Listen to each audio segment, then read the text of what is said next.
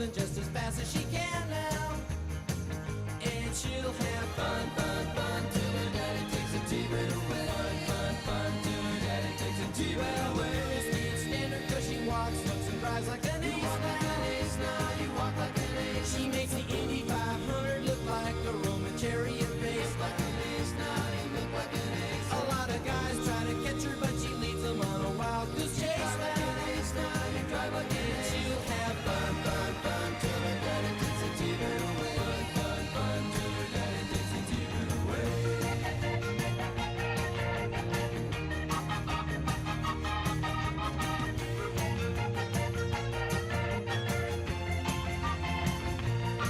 Well, you knew all along that your dad was getting wise to you now. Now you shouldn't have lied. And since he took your set of keys, you've been thinking that your fun is all through. You shouldn't have lied. Now you shouldn't have lied. But you can come along with me 'cause we got a lot of things to do now. Now you shouldn't have lied. And we'll have fun, fun, fun. Now that daddy took the T-bird away. Fun, fun, fun. Now that daddy took the T-bird. Fun, fun, fun. Now that daddy took the T-bird away. Fun, fun, fun. Now that daddy took the T-bird away. Fun, fun. Now that daddy took the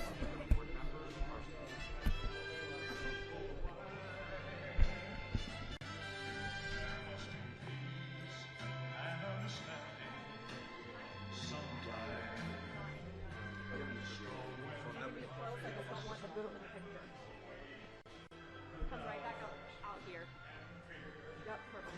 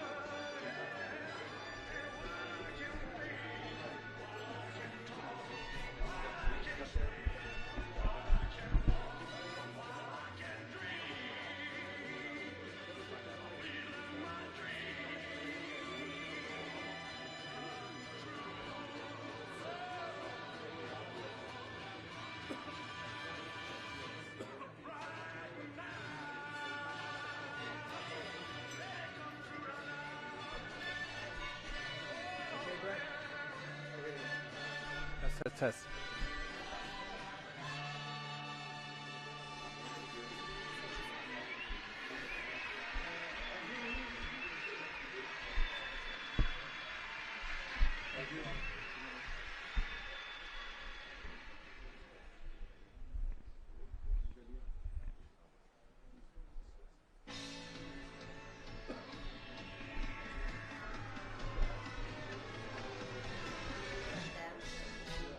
It's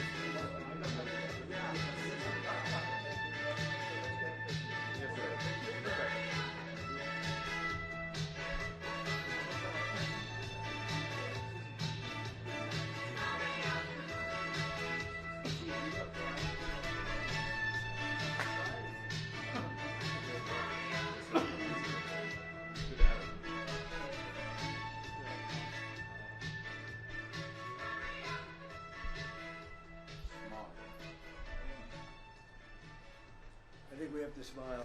Yes. A lot of good things.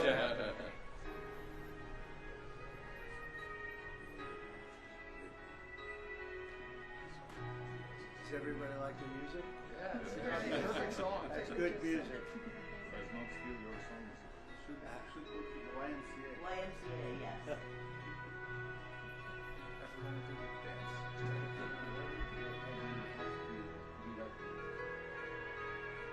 Get it floating maybe. Good. Thank you. Okay. Thank you.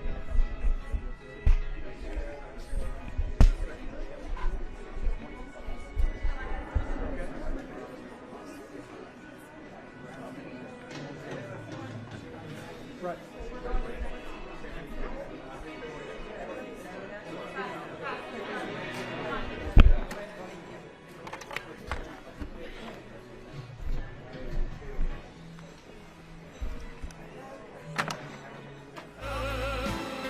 Solo per sé.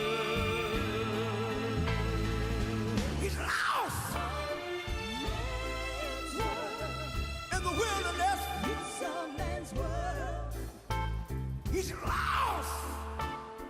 E non si accorge che noi non la più senza te. Si vive solo per sé. Solo per sé. Solo per sé.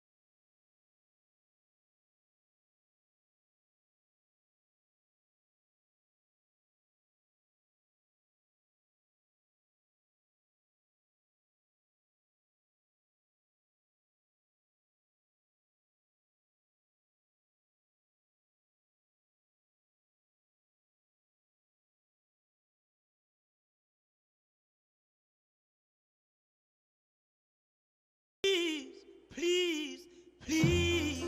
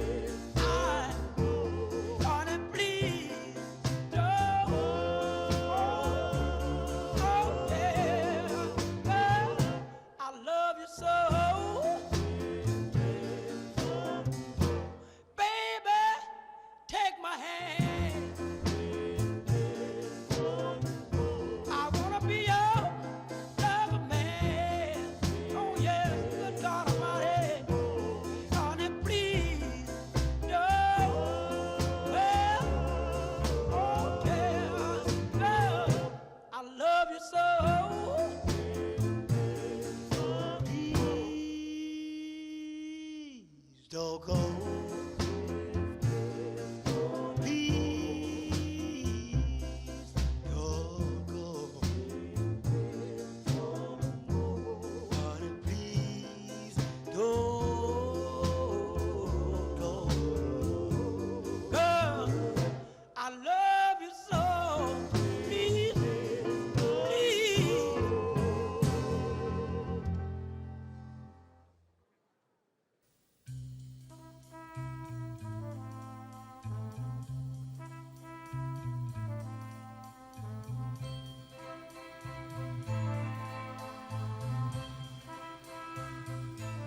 There must be lights burning brighter somewhere. Got to be birds flying higher in a sky more blue. If I can dream of a better land where all my brothers walk hand in hand, tell me why, oh why, oh why can't my dream come true? Oh why? There must be peace and understanding sometime.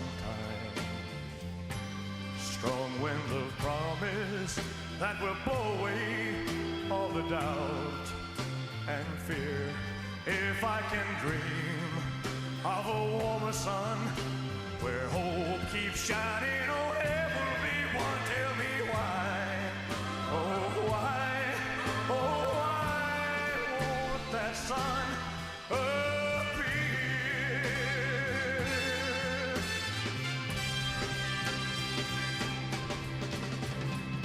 We're lost in a cloud with too much rain. We're trapped in a world that's troubled with pain.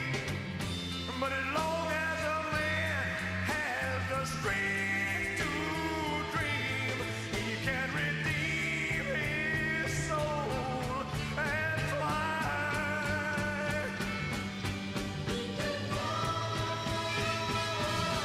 Deep in my heart, there's a trembling question. Still I am sure that the answer's gonna come.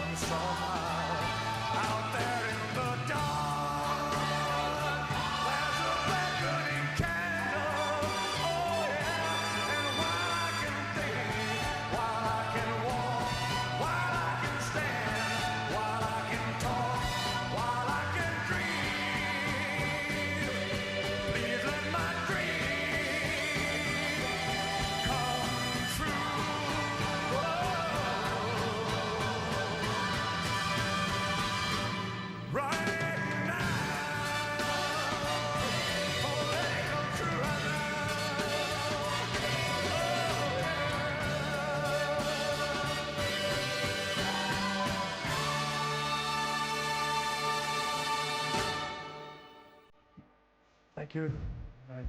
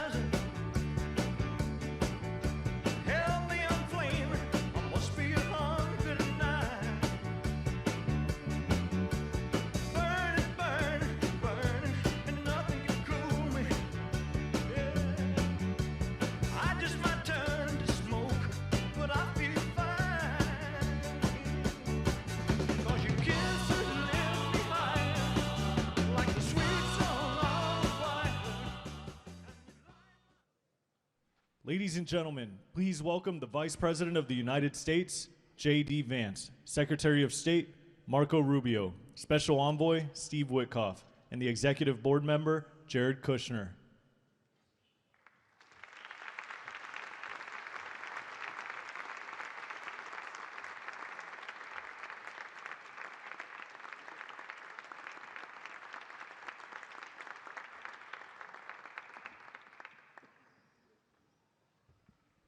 Ladies and gentlemen, please welcome the President of the United States, Donald J. Trump.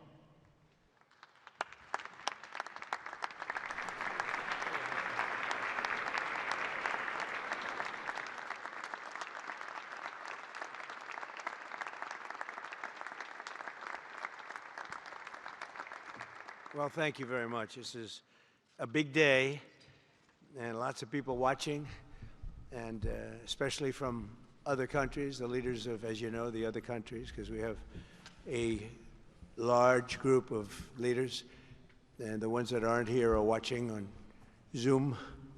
I hope they enjoy it. And the press, we appreciate it very much, so respectful. You've been so respectful of what we're doing. What we're doing is very simple, peace. It's called the Board of Peace, and it's all about an easy word to say, but a hard word to produce, peace. But we're going to produce it, and we've been doing a really good job, and some of these leaders that are with us have helped me very much during just this first year. We have a first year like probably no other ever in our country, because we settled 8 wars and I think a 9th to come. It's turned out to be a tougher one. I thought that was going to be the easiest one, but with war you never know what's easy and what's not so easy. But we've had a great relationship, and I've become friendly with so many of the people. And I appreciate you being here. These are great people. These are great leaders. And the people that are watching by closed circuit and open circuit in many cases, they're so proud of it. They want it to be open. But they become incredible friends of mine. And, you know, we rebuilt our country in my first term, and now we're at a point that the United States has never seen before. We broke 50,000 on the Dow. They said that would take 4 years. We broke 7,000 on the S&P. They said you couldn't do that within 4 years. It would be impossible. And when I came in, they were all saying, if you could get to anywhere close to 40, 45,000, it would be amazing achievement over 4 years. Well, we hit 50,000 in the first year, and we hit 7,000, which was actually tougher to do, according to the Wall Street geniuses. We hit 7,000 in the first year. They said it could take 4 or 5 years. They'd be very happy. It would have been a great job. We did it in 1. But we're doing a great job. Board of Peace is one of the most important and consequential things I think that I'll be involved in.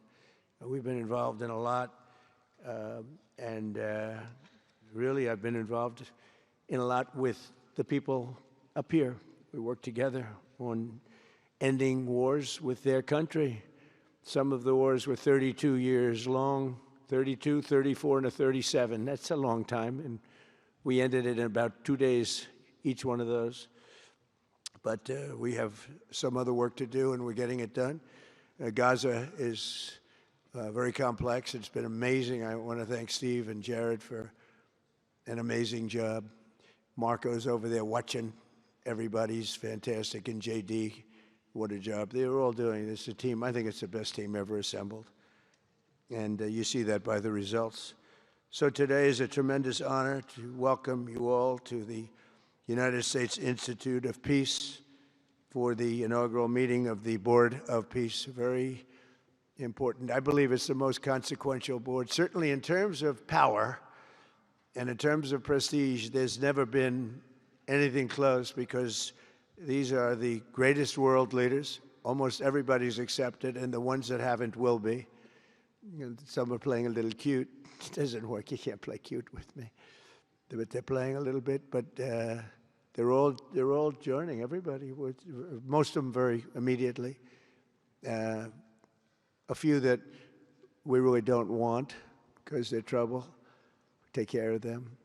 But this is the most prestigious board ever put together. You know, I've seen some great corporate boards. I've seen some great boards, period.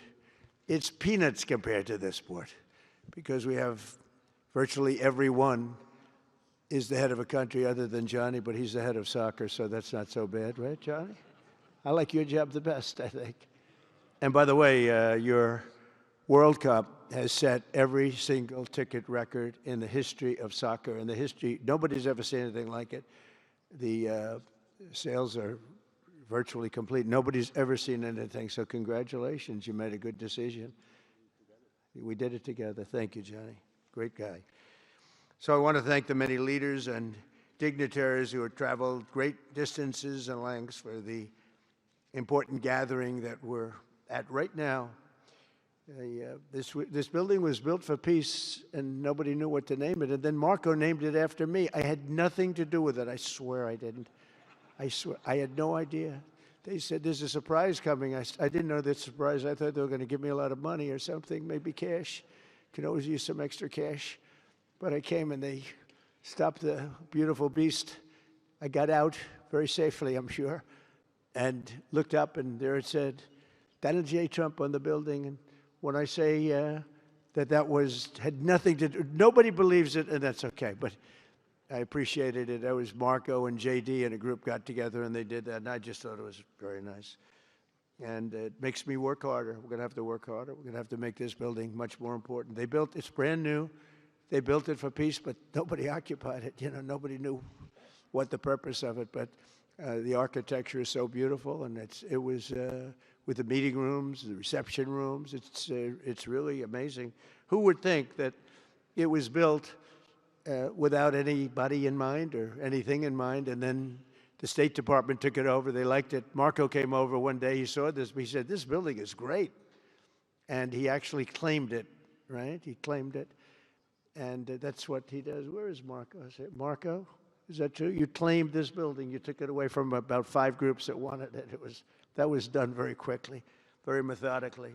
But it was really, really built so beautifully in such a beautiful building.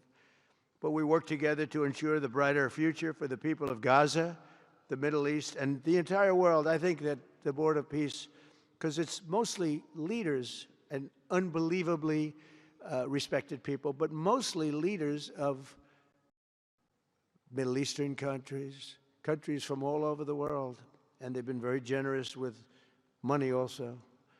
And the United States, which I'll say in a moment, is also very generous with money because there's nothing more important than peace. And there's nothing less expensive than peace. You know, when you go to wars, it costs you 100 times what it costs to make peace. We have a man at the end right there that's smiling because you learned that after 30 years of fighting, right? 30 years of fighting, we got it done. I want to thank you very much. That was a great thing you did. You and your new friend, they came to my office and they said, I've been fighting for 22 years. Now you're there for 23 years, right? But I've been fighting for 22 years. That's all I've done is fight this gentleman. And his counterpart was there for 7 years. He said, I've been there for 7 years. All I've done is fight this gentleman. And we had it worked out in about 24 hours, right? And it's been a good piece of that. I think they've become friends. I'm not sure I'm allowed to say that, but I think so. I think they've become friends, right? Right. Great. Stand up. Stand up. These are 2 tough cookies, too. You think that was easy? It wasn't easy. These are 2 tough people, good people, but tough people. But, you know, we're in the Oval Office, and we were getting near, but the one was at one side of the room. I have 2 chairs right in front of the desk, the beautiful, resolute desk. One's over here. One's on the other side of the room. I said, fellas, could you get a little closer? Well, I don't know. They felt very uncomfortable. You know, they've been killing each other for 32 years. So I say, can you get a little closer? After 1 hour, they were right next to each other.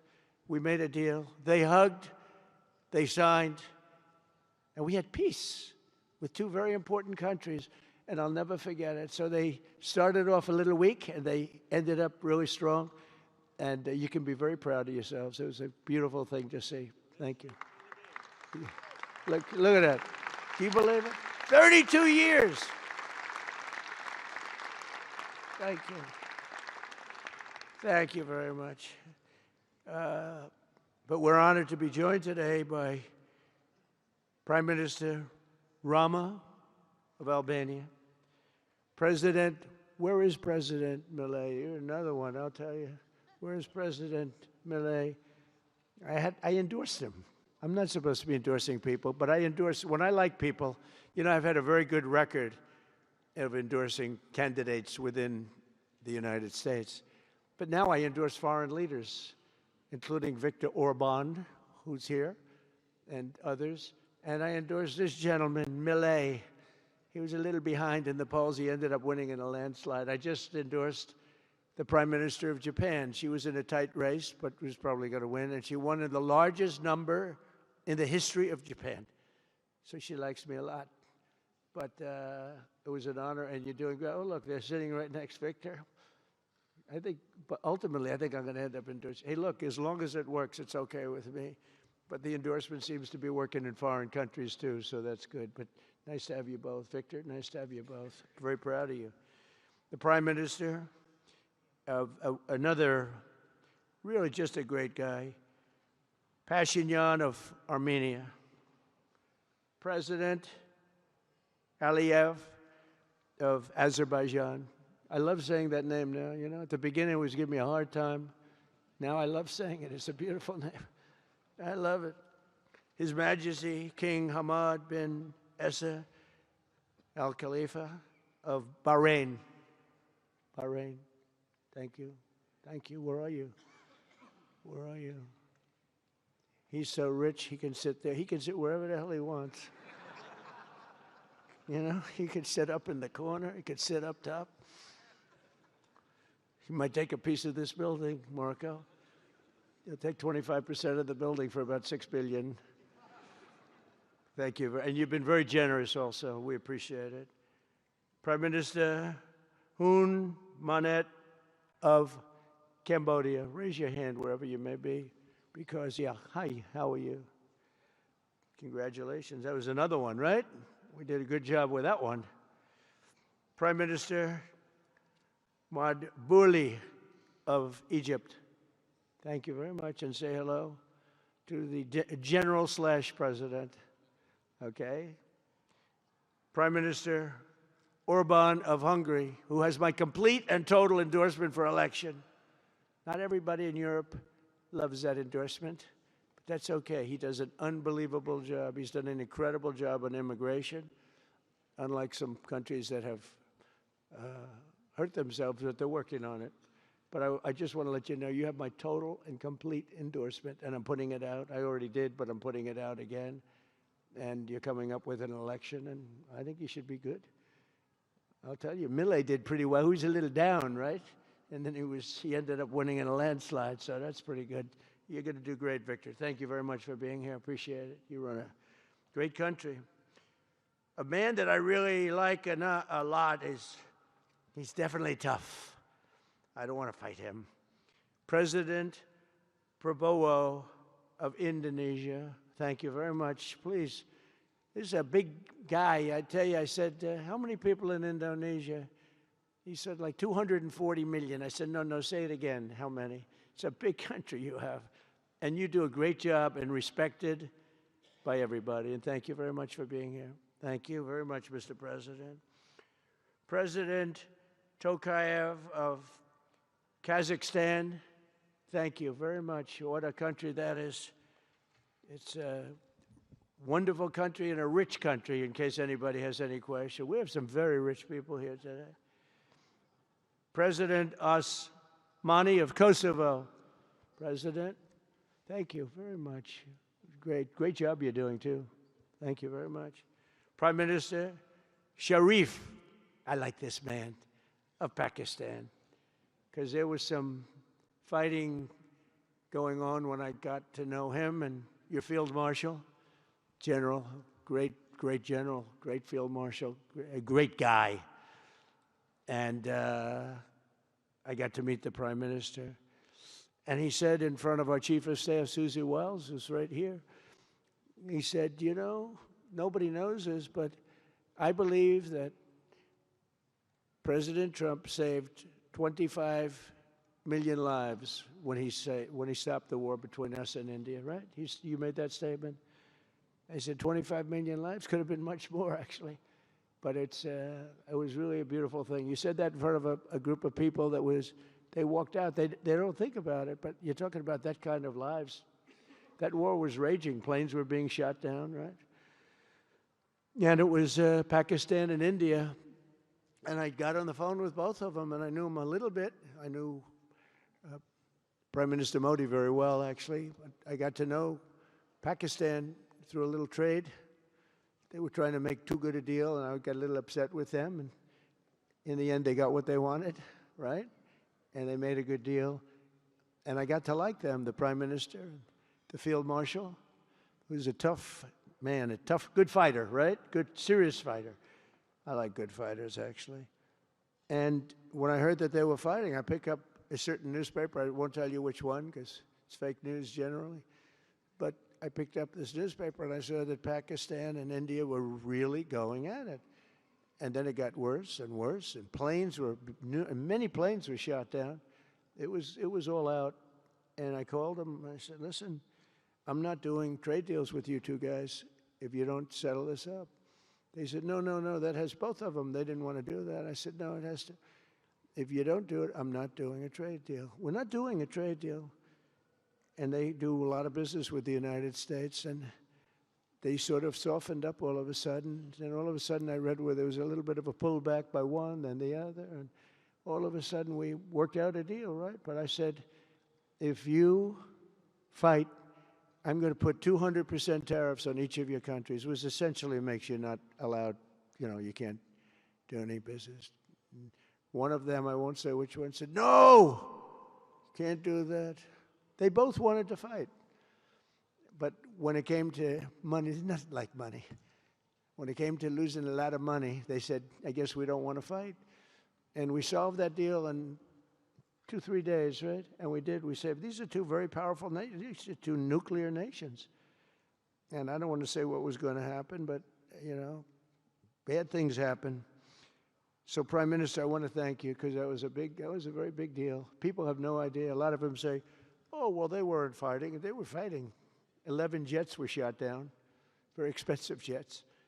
And they were all in. Both of them were all in, and now they're not. And I think we'll always be able to settle up with them. I really do. I think you're going to have, it's a lot of progress was made even in the relationship. And Prime Minister Modi also, he's a great man. He's a great guy. They're all great. But I was very proud of it. President Pena of Paraguay is here. President, thank you very much. Young, handsome guy. It's always nice to be young and handsome. Doesn't mean we have to like you. I don't like young, handsome men. Women, I like. Men, no, I don't have any interest. Good, that's right. Thank you very much. You're doing a great job, too. His Excellency Prime Minister Al Thani of Qatar, just a great man, a great man and highly respected. And he's working with a man who is amazing. I always say he needs a public relations agency, because you do so much good and they have you down as evil. And you're not evil. You help us so much, and you're such a good ally. And I just want people to know that. And the Emir is incredible, smart. As smart as you can be, a great leader. And he cares so much for the people. And he cares so much for the Middle East. So I want to thank you very much and send my regards. Your country has been a great help. So, surprising to some of the people writing out there, but now they'll start changing their tune, because it's true. I only tell the truth. Prime Minister Don of Romania, wonderful people. The Romanian people are fantastic people, like you're fantastic. And a lot of them come and work in this country and help us in this country, as you know, and it's they are just really, really solid people. President Mirziyoyev of Uzbekistan, who is where? There he is, and a friend of mine. He's got one of the most difficult names in history, but that's okay. It doesn't matter. Your country's doing great. You're doing great. And just no problems. Every time I see him, nope, we're doing good. No problems. And General Secretary To Lam of Vietnam. Vietnam is incredible as a country and as a force, and it's an honor to have you. A really great honor to have you. A lot of respect for your country. We also want to express my gratitude to Vice President J.D. Vance, who is a fantastic man. He's a fantastic talent. He was a great student. He went to one school. He graduated. You know, most people, if you watch some of the people that were at the event in Munich, they didn't graduate quickly from college. They had everything they could do. There was one young, attractive woman. She was unable to answer questions. And she didn't do so well like J.D. did in college. J.D. graduated in a 4.5-year college in 2 years. And then he went to Yale and he graduated at the top of his class, went to the military grade. But when he went to Yale, there was one person that was marginally ahead of him, so he married her. Can you believe it? He married the person that was ahead. I don't know. I always like to say J.D. was first and Usha was second, because I get a little uncomfortable when I say that. But he's been incredible. He's a brilliant guy and a great guy, and he's been my friend. All of our people, we have a fantastic group of people, our cabinet members, everybody, many of them here. But J.D.'s been great. Thank you very much. He gets a little bit tough on occasion. We've got to slow him down just a little bit on occasion. He says his mind. Now, then we have the opposite extreme. We have your friend sitting in the back. Your best friend sitting in the back is Marco. Marco does it with a velvet love, but it's a kill, right? The result is the same. They do it very differently. And Marco, you really did yourself proud 2 days ago in Munich. In fact, so proud that I almost terminated his employ because they were saying, why can't Trump do this? I do, but I say it differently. But Marco, don't do any better than you did, please. Because if you do, you're out of here. But no, I want my guys to do great. And the acclaim he's gotten and the acclaim J.D. gets is great. We have smart people. And when you see the representatives there, like Gavin Newsom, he didn't know what he was doing. They didn't even know why. He didn't know why he was there. Or AOC, she was unable to answer a simple question. And she could have said, well, I'm studying it, and I'll report back to you next week. You know, you can get away with that. But she just went, it's actually, I think it could be a career-ending answer, because for 25 years, anybody running against her, I think Susie is going to use that little piece of stuff. It was not good. It was not good. That was not a natural. So I want to thank J.D. I want to thank Secretary of State Marco Rubio. They're extraordinary. I want to thank Special Envoy for Peace, Steve Witkoff, who has been unbelievable. You know, I took Steve because I was a developer in New York, really successful, actually much more successful than Steve, but I don't want to say that. I'm not going to say that, Johnny. I refuse to say it. But I saw something in Steve. Steve's a great negotiator. Everybody loved him. All these developers, and they're tough. You know, New York developers tend to be on the tough side. And, you know, most of them hate each other. Like a lot of the people in this room hate each other. You know, it's sort of natural, I guess. But we're bringing love back into the room like the old days. But everybody loves Steve. Every developer, the worst, most evil people, horrible human beings, actually. And they love Steve. So I remember this, and we had some conflicts, to put it mildly, in the world. And I said, Steve, how would you like to be Henry Kissinger Jr. that doesn't leak? And he said, are you a leaker, Steve? No. He didn't even know what the word meant, and it's true. I always say Henry Kissinger, who was one of the great leakers of all time, by the way. Richard Nixon said to him, Henry, who's leaking all this stuff? I don't know, Mr. President. It was Henry. It was like, these are little stories I like telling you. But Steve has been unbelievable. Everybody likes him. Ukraine loves him. Europe loves him. Russia loves him. I mean, there's nothing wrong with this. He goes to see President Putin. Didn't know Putin. I set him up a meeting to see. I said, how's Steve doing? Sir, he's still inside. Oh, that was an hour. I called back. Tell Steve to call me when he's finished. I want to find out what the hell is going on. We want to end that war. Sir, he's still inside. 3 hours, 4 hours. They were together for 4 hours, the first meeting. That's talent. And they get along. I mean, people like or don't like Putin or Zelensky. They get along. Same thing with Zelensky. I mean, they all love Steve, and Steve's doing a great job. That's a tough one. That's a much tougher one. I would have thought that some of the ones that we settled that are up here would have been, I thought this would be easy because I have a very good relationship with President Putin. I have a very good relationship with President Xi. I'm going to be going to China in April. That's going to be a wild one. I said, but we have to put on the biggest display you've ever had in the history of China. You know, last time I went to China, President Xi, he treated me so well. He gave me a display. I never saw so many soldiers all the same height, exactly the same height within a quarter of an inch. You can do that when you have 1.4 billion people. You know, lots of shoulders. Everybody was within about 1/8 of an inch the same height. I said, if they put their helmets down, you could have played pool on the top of their heads. And it was pretty amazing. But I said, you got to top it. He said, I'll top it. We're going to top it. We're going to have a lot of the people, most of the fake news back there is going to be going.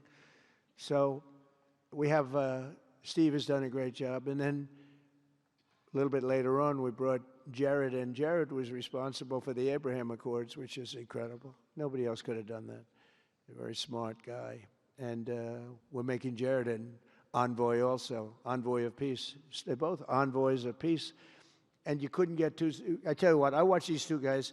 I say, at least we're covered from an IQ standpoint. These two guys walk into a room. And, but people like them both, you know. They're good people.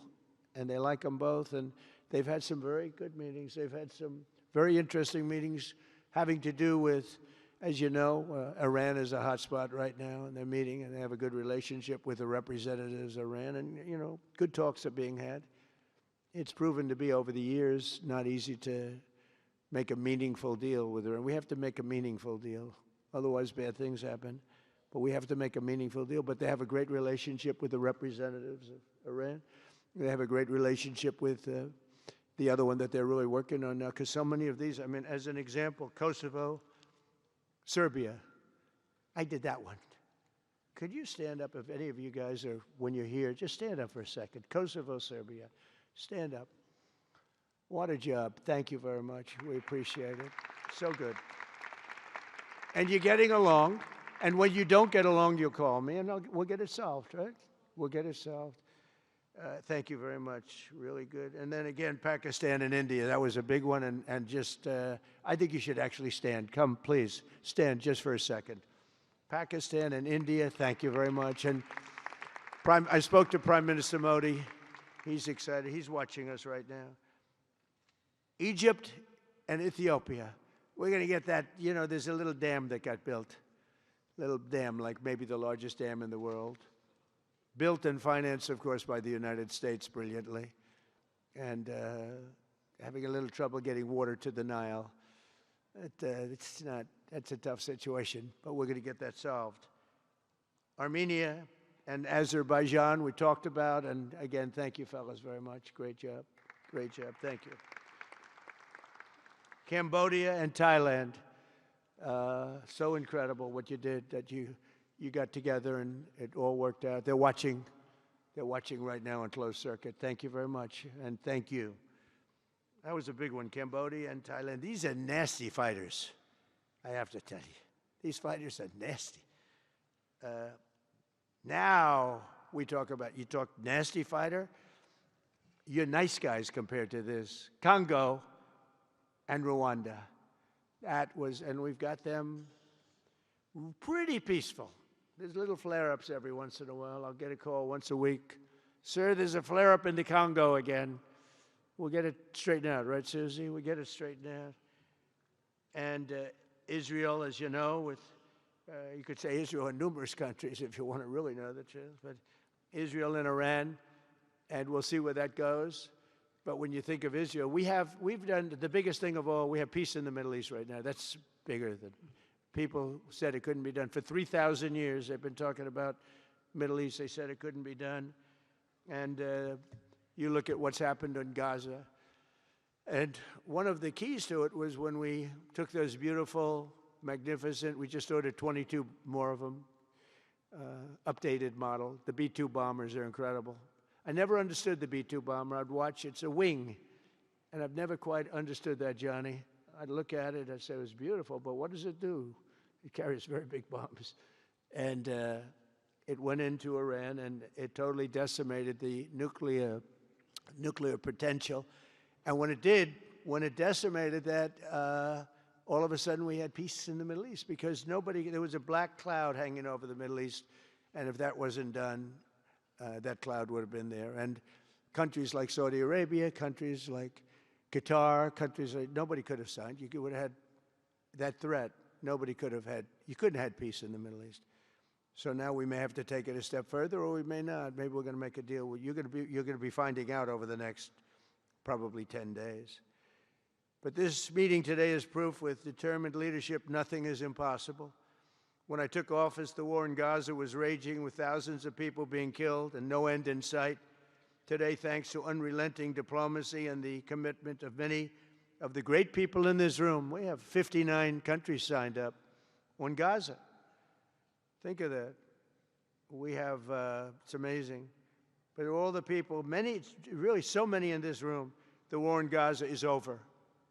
It's over. There are little flames, little flames. Hamas has been, I think they're going to give up their weapons, which is what they promised. If they don't, it'll be, they'll be harshly met, very harshly met. They don't want that. All the stuff like they don't mind dying. They told me that's not true. Everyone said, oh, they don't mind dying. No, they don't want to die. They said, we don't want to die. People don't want to die. The ceasefire was held, and every last remaining hostage, both living and dead, has been returned back home. Think of that. That was an impossibility. And we did hundreds of hostages, but the last 20, and I always said to Steve and Jared, I said, the last 20 are going to be very tough, very, very tough. And we got them back. We got the living back, and then we only got about 16 of the dead, and we said, well, you got to get them all. You promised them all. And they dug and dug and dug. You can imagine it's a job that's brutal. And Hamas really did a lot of that work. And you got to give them credit for that. They brought the last one home a week ago, and we got all 28 of them, living and dead. The amazing thing, because I've never seen anything quite like it, the parents of the dead, they knew their boy was dead. This case, boys, all boys, men, but to the parents' boys. They knew their boy was dead. They wanted that dead body as much as if he were alive. And when they got them back, there was great sadness, but there was great joy, too. They wanted it as much as the people that got their sons back alive. But we got a lot of people before those 20, Steve, what nobody talks about. But, hundreds of people. We did a good job, and you guys did a fantastic job. I want to thank every nation that helped us achieve this monumental breakthrough, saving countless lives, and really bringing peace and bringing the concept of peace, because nobody thought peace in the Middle East. I've always heard peace in the Middle East is impossible, and it's turned out not to be. And we do have some work to do with Iran. They can't have a nuclear weapon. It's very simple. You can't have peace in the Middle East if they have a nuclear weapon. And they can't have a nuclear weapon, and they've been told that very strongly. Since the hard-won ceasefire of last October, the United States and our partners have facilitated the delivery of vast amounts of humanitarian aid, numbers that nobody's ever seen before. In November, the United Nations Security Council unanimously approved the Board of Peace. And last month in Davos, we welcomed over 24 members to this very important new organization. And we are very closely working with the United Nations.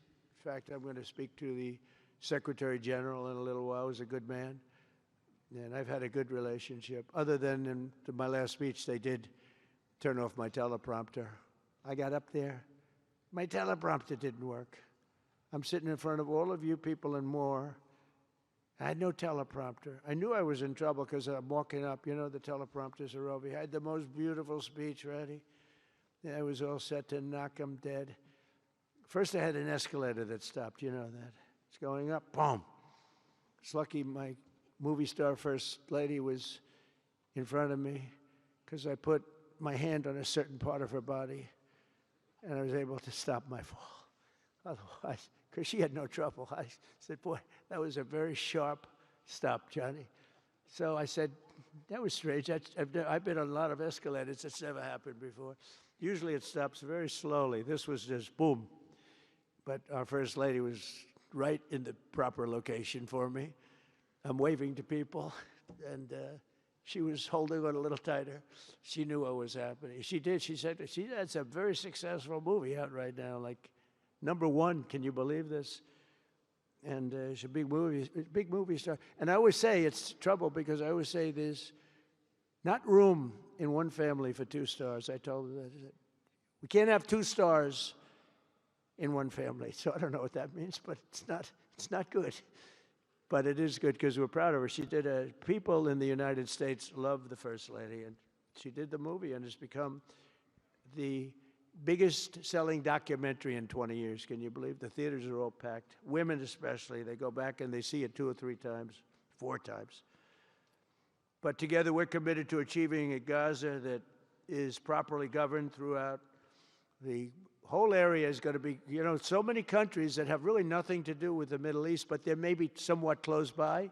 They're all involved. They want to go in and fight. They tell me all the time, we'd like to send soldiers to fight if it's necessary. And I don't think it's going to be necessary. We have 2 countries that want to go in and do a number on Hamas. I said, I really don't think I hope it's not going to be necessary, because they made a promise, and they promised me get rid of their weapons. Looks like they're going to be doing that, but we'll have to find out. But it's no longer a hotbed of radicalism and terror. And to end that, we have today, and I'm pleased to announce that Kazakhstan, Azerbaijan, UAE, Morocco, Bahrain, Qatar, Saudi Arabia, Uzbekistan, and Kuwait have all contributed more than $7 billion toward the relief package. That's great. Thank you, fellas. Thank you.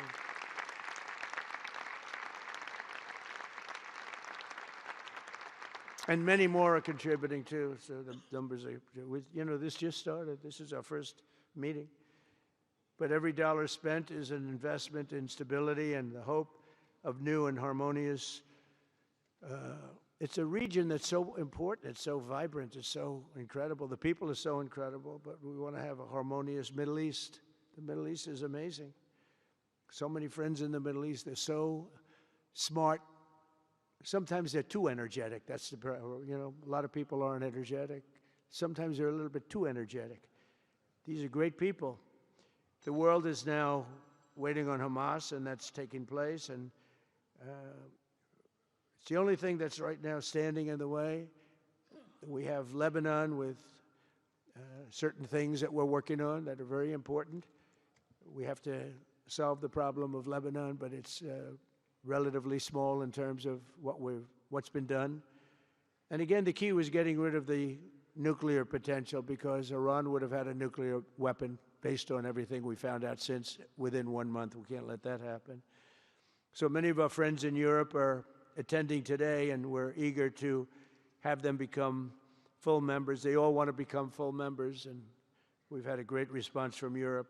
And Europe is, it's where I come from, where so many people come from that are in the United States. But we have a great relationship with Europe. We have a great head of NATO. He is a fantastic man, and he's doing a great job, really great job. I'm excited to announce that Norway has agreed to host an event bringing together the Board of Peace. Oh, I thought when I saw this note, I'm excited to announce that Norway, I thought they were going to say that they're giving me the Nobel Prize. Oh, this is less exciting. Oh, it says, I'm excited to announce that Norway, and I'm saying, oh, great, I'm getting the Nobel Prize, finally. Finally, they got it right. But I don't care. I don't care about Nobel Prize. I care about saving lives, just so you understand. We play and we all, do what we have to do. I only have one thing. I don't want to see people killed from parts of the world that are very far away from the United States. And if I have an ability to turn off wars, I want to use that ability, because it's people. Millions of people. It's like the Prime Minister said, 25 million people maybe. And that's a small number compared to what it could have been if you really think about it, right? No, I want to save lives, and I don't care about prizes. And the UN Office for Coordination of Humanitarian Assistance is raising $2 billion for the support of Gaza. Additionally, Japan has just committed to host an aid fundraiser, which would be a very big one. It's already successful. We know some of the numbers that are being talked about, which will be attended by other nations in the region, including South Korea, the Philippines, Singapore, and others. And I know that China is going to be involved, and I think Russia is going to be involved. I think they will be. I want to have everybody, get all sides, because it doesn't help when you have all sides with one ideology. You have to have everybody together for this. I'm also pleased to announce that FIFA will be helping to raise a total of $75 million for projects in Gaza. And I think they're soccer related, where you're doing fields and you're getting the greatest stars in the world to go there. People that are bigger stars than you and I, Johnny. I hate to say it. You know, I met one of your great stars who came to the White House, as you know. And my son was very excited. These are great people. These are great people. And Johnny's going to bring the stars to the area. And they're really known. People in Gaza know every one of them, right? You know? So it's really something. And we'll soon be detailing the announcement. And if I can I'll get over there with you. I want to thank Johnny and FIFA for all of the wonderful things they did and are doing. They gave me their first Peace Prize. They gave me a Peace Prize. I think they saw that I got screwed by Norway, and they said, let's give him a Peace Prize. I mean, very good. Thank you, Johnny. I appreciate it. Johnny's very smart. He's very, very smart. The nations represented here today, just in closing, are not just contributing money. Some are also pledging personnel to help preserve the ceasefire and secure a very enduring peace. We have to have enduring peace. Having peace, knowing it's going to blow up in 2 weeks, doesn't mean anything. In particular, Indonesia, thank you very much. Indonesia. It's a great country. Thank you very much. Look at that man. Look how tough he is. You think it's easy dealing with him? Look at that face. You are a tough cookie. And we say it lovingly, too. We need strength. You say, see, he doesn't mind. He's tough and he's smart. And smart is more important. Morocco, thank you very much. Great. What you're doing is great. Albania, Kosovo, Kazakhstan have all committed troops and police to stabilize Gaza. Egypt and Jordan are likewise providing very, very substantial help, troops, training, and support for a very trustworthy Palestinian police force. We think we're getting some very good people on that police force. And, you know, it's peace in the Middle East. We have peace in the Middle East. Think of it. For years you've been hearing about peace in the Middle East, and everybody's saying it's impossible. All of these countries are working together around the vision of a Middle East that is free from the curse of extremism and terror. And now is time. And by the way, even people with extremism and preaching extremism, they're exhausted. They're tired. It's been going on for too many years. I don't care who you are. They're tired. They want peace. And now is the time for Iran to join us on a path that will complete what we're doing. And if they join us, that'll be great. If they don't join us, that'll be great too. But it'll be a very different path. They cannot continue to threaten the stability of the entire region, and they must make a deal. Or if that doesn't happen, I maybe can understand. If it doesn't happen, it doesn't happen. But bad things will happen if it doesn't. With the commitments announced today, the Board of Peace is proving that it does not just convene countries.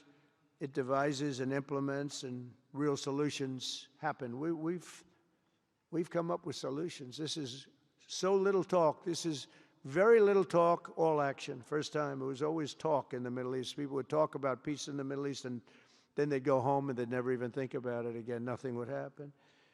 We're providing a model for how responsible sovereign nations can cooperate to take responsibility for confronting problems in their own regions. The Board of Peace is showing how a better future can be built, starting right here in this room. And I want to let you know that the United States is going to make a contribution of $10 billion to the Board of Peace. Thank you.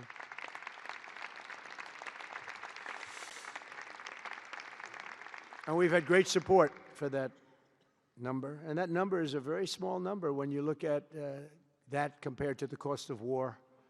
That's 2 weeks of fighting. It's a very small number. It sounds like a lot, but it's a very small number. So we're committed to $10 billion. Together we can achieve the dream of bringing lasting harmony to a region tortured by centuries of war, suffering, and carnage. They say 3,000 years. And hopefully we can lift up the eyes of the world to envision how other intractable conflicts can be settled. So many conflicts, they say, are impossible to settle, and we get them settled. We got, of those 8 that we settled, most of them were said to be not settlable. And they not only got settled, they got settled within days. More impossible problems can be solved as we go along this very beautiful path. I think it's a beautiful path. I think it's such an important day. Even the weather's beautiful. We walk in, it's beautiful. Everything's beautiful. But the ancient wounds can be healed, and they are indeed ancient. This has been going on for so many centuries that our entire planet will be a better, safer, more beautiful, and more peaceful place for us all. We're going to be working with the United Nations very closely. We're going to bring them back. I think the United Nations has great potential, really great potential. It has not lived up to potential. The 8 wars, I never even spoke to them about one of them, and I should be speaking to them about all of them. Someday I won't be here. The United Nations will be, I think, is going to be much stronger. The Board of Peace is going to almost be looking over the United Nations and making sure it runs properly. But we're going to strengthen up the United Nations. We're going to make sure its facilities are good. They need help, and they need help money-wise. We're going to help them money-wise. And we're going to make sure the United Nations is viable. And you have some very good people at the United Nations, can do a good job. But as I said, I've said it for years, United Nations has tremendous potential. A lot of people didn't like when I said it. They said, oh, you shouldn't say that because, you know, we don't care about the United Nations. No, it's really very important, and I think it's going to eventually live up to potential. That'll be a big day. So I want to thank everybody for being here. You're my friends. You're great leaders. You're great people. And I can honestly say, you know, you're strong leaders, you're tough leaders in many cases, and every single one that I'm looking at that's right here, I've gotten to know and I've gotten to respect, and really you're friends of mine. And if I can help you at all, you let me know. But this is going to be something, the Board of Peace will be something that, the likes of which I don't think anybody's seen before. And thank you all very much. It's a great honor. I'm going to ask J.D. Vance to come up and say a few words. Thank you very much.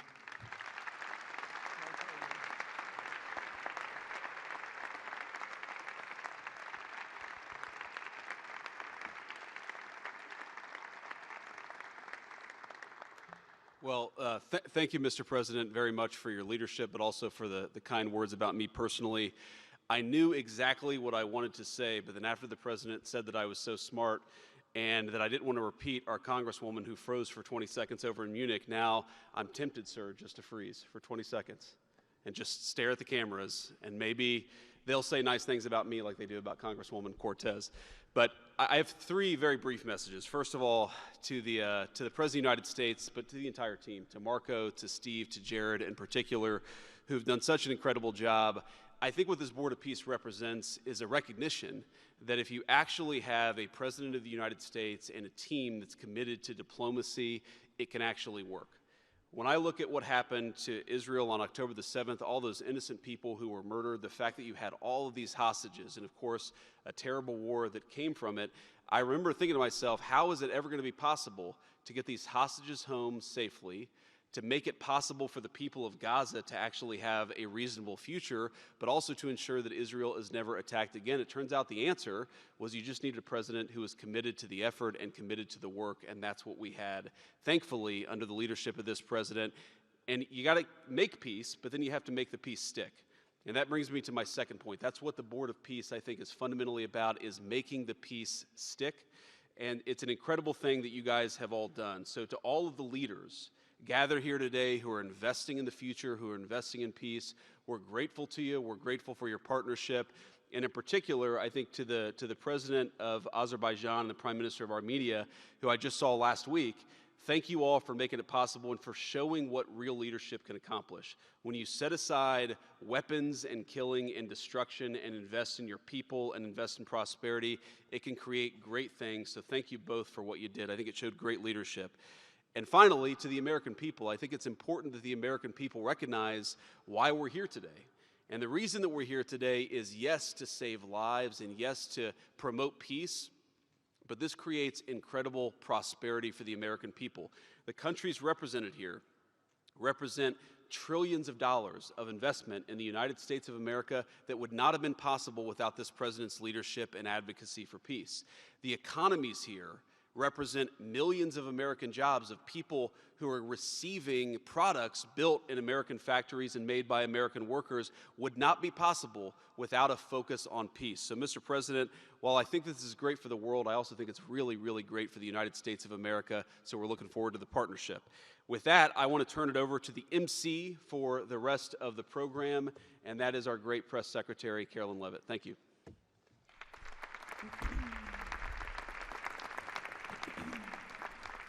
Well, congratulations, Mr. President and Mr. Vice President, for convening the first ever Board of Peace meeting, and we will now hear from our Secretary of State, Marco Rubio.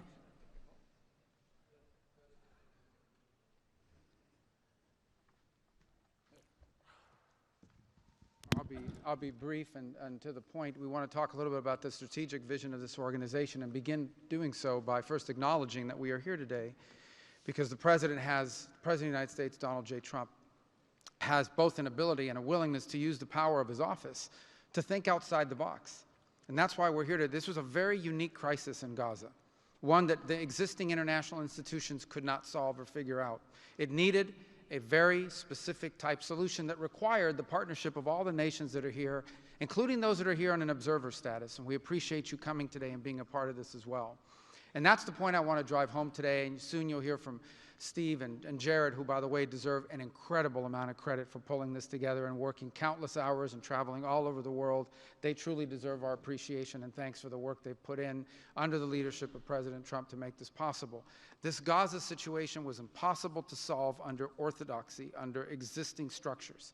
And so what we did is they went to the UN, and they got the UN's approval to put this group together and bring these nations together to come up with a very specific solutions to a very unique and specific problem. We have a long ways to go. There's a lot of work that remains. It will require the contribution of every nation state represented here today, and we thank you for being a part of it. And we hope that this can serve as a model for other complex and difficult situations so they can be solved in the same way. But right now the focus is on this one. We have to get this right. There is no plan B for Gaza. Plan B is going back to war. No one here wants that. Plan A, the only path forward, is one that rebuilds Gaza in a way of enduring and sustainable peace where everyone can live there side by side with one another and never worry again about returning to conflict, to war, to human suffering, and to destruction. And again, Mr. President, thank you for having the vision and the courage to pursue something that has never been done before, and we're not done yet. And thank you to Steve Witkoff and Jared Kushner for the time and the work they've put into this. And thank you on behalf of the State Department and the U.S. government to all of the nations that are here. Every one of you is indispensable, including our observer partners, who we hope can find your way to join us at some point as officially part of this. But we are grateful for the fact you're here today and the contributions you've made already. Thank you.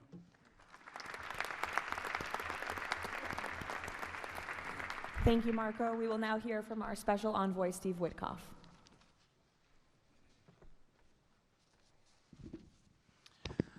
Thank you, everybody, for being here. I don't know if we ever believed that this was possible when we first started envisioning a Board of Peace, but of course, under the President's indispensable leadership, and it begins with that. It begins with President Trump's leadership and his direction. We are here today, and it's pretty amazing. I think we have some people to thank. We had an amazing partnership between the mediating countries, Qatar, Egypt, Turkey, Prime Minister Mohammed, You are an exceptional human being. You really are. Ali, thank you for everything you did. That's you right over there, Ali. Wherever Hakan is, Hakan, you were amazing. And so was Ibrahim and President Erdogan, and of course, to the Egyptians, Badr, I know you're smiling because we went through so much. And General Hassan was amazing. We all became friends here. And Prime Minister Sisi, President Sisi, pardon me, and so many others. But our team, JD, your insight, your counsel, and Marco, you're an amazing secretary, and it's a privilege to work for you. And Jared, you are my dear friend and the best partner I ever had. You are an amazing person.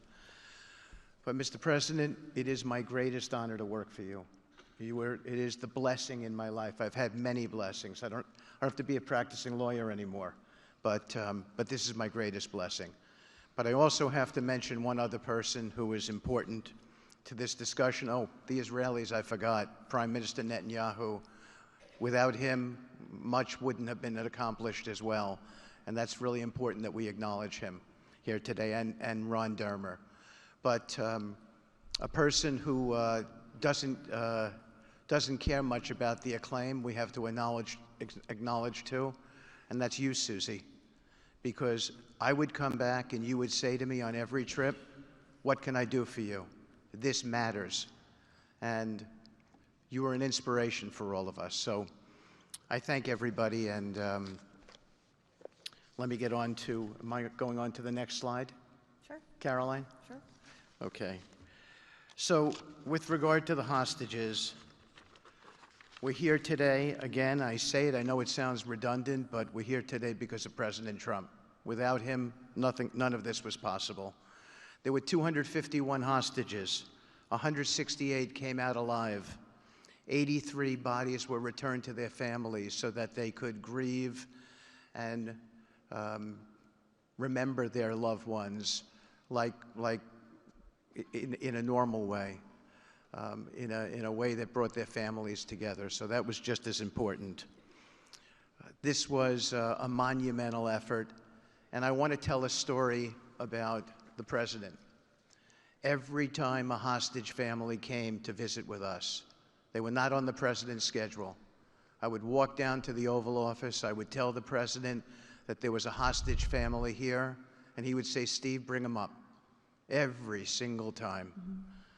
And when we got the last 20 out, we had a celebration at the White House, and I could see the emotion on the president's face.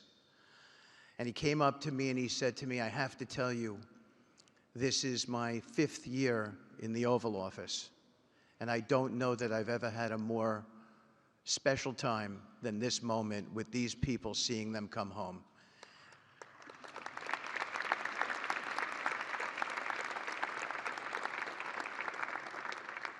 And I said to the president, you have to look around because none of them would be home without you, sir. None of them. So I only want to tell you, Mr. President, you gave me my greatest honor to work on this effort, and I thank you.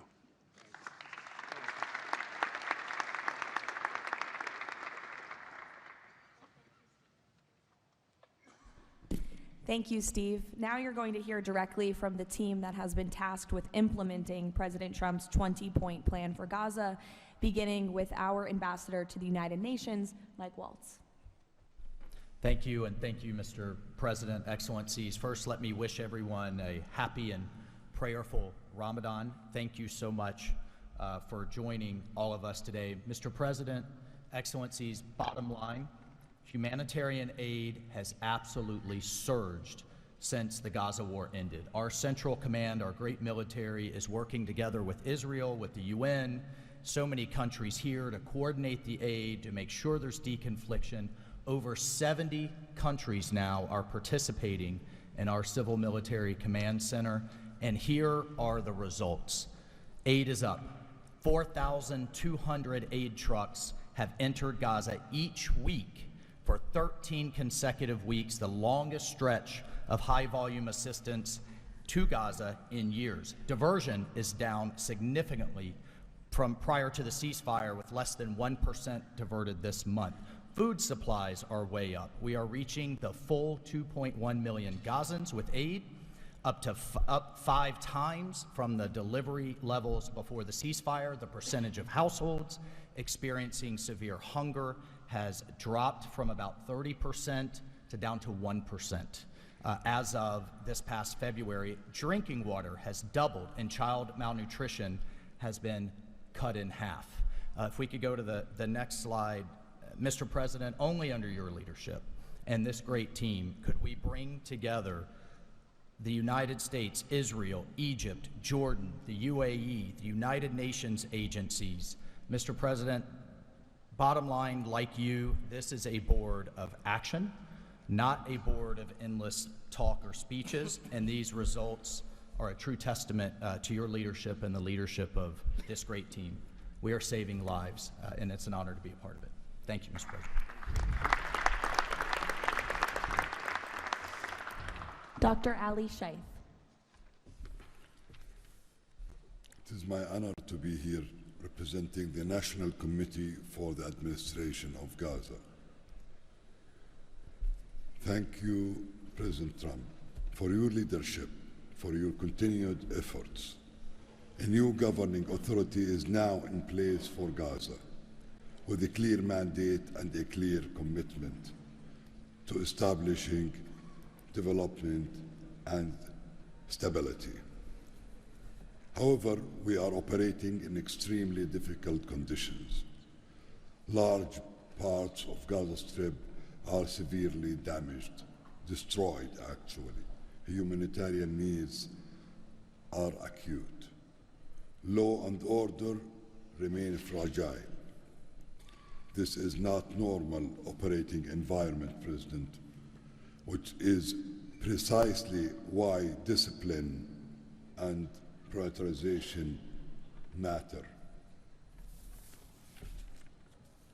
Our priorities, therefore, are defined into 4 categories. First, restore security via professional civilian police under one authority, one law, and one weapon, including training and developing 5,000 Gazan police to be deployed in 60 days. Secondly, revive economic activities and livelihoods, creating decent jobs, especially for our young population. Thirdly, ensure sustainable emergency relief as described earlier.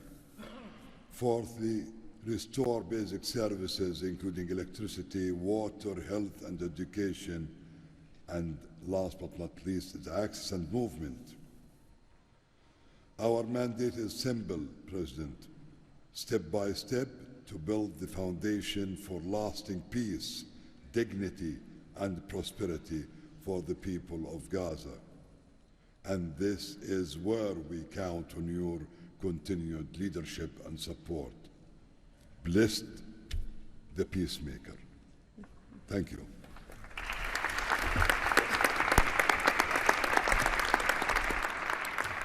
Thank you. Now Nick Mladenov. Thank you, Caroline, and thank you, Mr. President. Today, we're very happy to announce that we're creating the Office of the High Representative for Gaza of the Board of Peace, which will be there to support, to guide, and assist the National Committee for the Administration of Gaza, hopefully removing the roadblocks that they will be facing in taking over civilian and administrative control of the Gaza Strip. We plan to work in full transparency under the guidelines of and supervision of the Board of Peace and the Executive Board. And of course, we will do that in great coordination with the Israel and with the Palestinian institutions, who we both require to make this work on the ground. And certainly with my very good colleague here, General Jefferson, the International Stabilization Force that is coming together. Mr. President, if I can actually use the opportunity to announce some breaking news that as of this morning, we started the process of recruiting Palestinian police force that Ali was just referring to. And just in the first few hours, We have 2,000 people who have applied to join a new transitional Palestinian police force to be formed in Gaza under the authority of the National Committee with the support of the Board of Peace, trained in Egypt, where we have received an excellent proposal of how to do that forward. And this is critical to what we need to do as we begin this process. And if we may move to the second slide. It is this Palestinian security force under the authority of the National Committee for the Transition Period that will allow us to ensure that all factions in Gaza are dismantled and all weapons are put under the control of one civilian authority. The only way to do that is the full implementation of the 20-point plan and the UN Security Council resolution, which binds us all to make sure that that is the way forward. We have now a fully agreed framework with the mediators on how to do this, and I thank very much the state of Qatar, Egypt, and Turkey for their excellent support in this. We now need to move forward on communicating it and negotiating the details of the implementation plan with the factions on the ground. But rest assured to all of you that we're on the right track, and if I can ask one thing of all of us, is to make sure that we have one message. There is no other option except the full demilitarization and decommissioning of all weapons in Gaza for reconstruction to begin and for people to have a new way of life going forward. Thank you.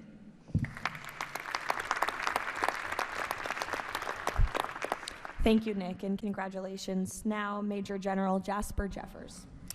Thank you, Caroline, Mr. President. It's an honor to be here today as the ISF commander. The ISF will do two things: stabilize the security environment in Gaza and enable civilian governance as established by the National Committee. For the last few months, we've had a team on the ground of U.S. military experts preparing the infrastructure for the ISF. This team's already operating from a combined joint operations center that's going to be the headquarters for the entire ISF. As you can see on our map, our plan is for the ISF to be assigned in 5 different sectors, each sector receiving 1 ISF brigade. In the short term, we plan to deploy to the Rafah sector first, in addition to the training of police. Midterm objective is to continue to expand sector by sector, all moving to our long-term 12,000 police and 20,000 ISF soldiers. I'm incredibly pleased to announce today that the first 5 countries have committed troops to serve in the ISF: Indonesia, Morocco, Kazakhstan, Kosovo, and Albania. And 2 countries have committed to train police: Egypt and Jordan. I would also like to announce that I have offered and Indonesia has accepted the position of Deputy Commander for the ISF. With these first steps, we will help bring the security that Gaza needs for our future prosperity and enduring peace. Thank you.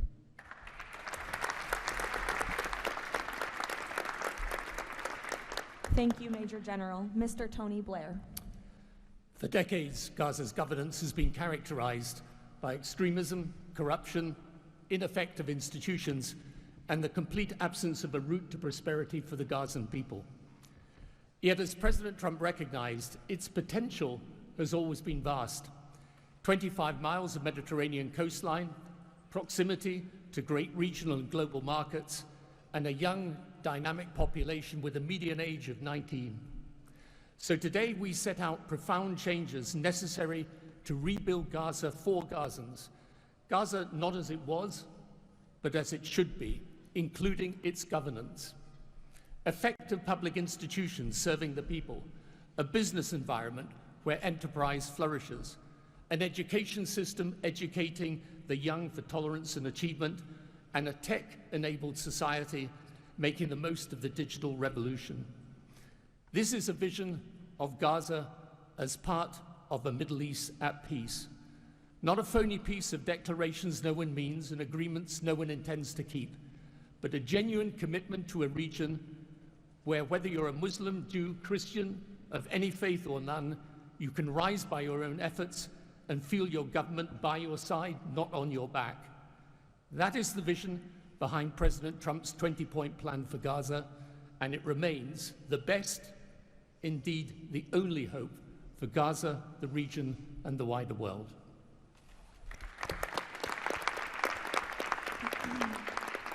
Thank you. Mr. Yakir Gabay. Hello, everybody. Thank you, Mr. President. Gaza is destroyed. We assembled here on this historic day with common vision to rebuild Gaza for the next generations. Our mission is to recycle and remove 70 million tons of rubble and UXO and hundreds of miles of tunnels, arrange for the population fast temporary housing. In parallel, to start construction of infrastructure and permanent housing. We have a detailed master plan for housing and infrastructure of modern schools and hospitals, manufacturing and agriculture, roads and trains, water and energy plants, logistic hubs, telecom, tech and data centers, sports and leisure facilities, seaport and airport, and much more. We lined up many regional contractors who build housing for millions of people in the Middle East. They will join the massive redevelopment with competitive pricing. The funding is ready and will be invested in a free economy. The local population will build their own cities, which will create hundreds of thousands of jobs and will revive the economy. The Gaza coastline is 26 miles long.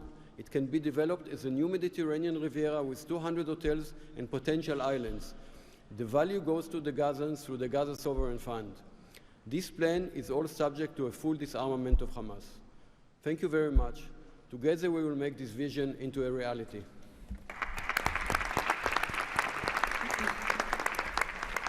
Thank you. Mr. Liren Tanman. When we asked the NCAG what Gaza needs to unlock its potential, the answer was clear.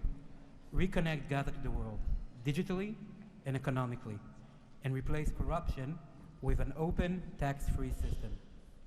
Gaza was once a vital trade hub between Asia and Europe. Reconnection is a return to its roots. Even the word gauze comes from Gaza, where silk was woven and exported to Europe. So, we brought together Palestinian, Arab, and American partners to deliver practical solutions. By July, Gaza's 2G network will be upgraded with free, high-speed access to essential services. The NCAG is building a secure digital backbone, an open platform, enabling e-payments, financial services, e-learning, and healthcare with user control over data. This effort is supported by our regional partners, and I believe you will hear some exciting news from them on that later today. In parallel, we're advancing an Amazon-like logistics system to help Palestinian launch businesses import globally and trade securely. This will lower prices, drive growth, and help transform Gaza into an open, transparent, corruption-free economic zone. Thank you. Thank you. Mr. Mark Rowan. Mr. President, distinguished leaders, the goal is simple. Take the momentum all of you have provided and build it into something that is not just temporary relief, but something that provides a long-term foundation that will enable many of the goals we've spoken about today to be achieved. We plan to do this by gathering Gaza's productive assets in one unified structure.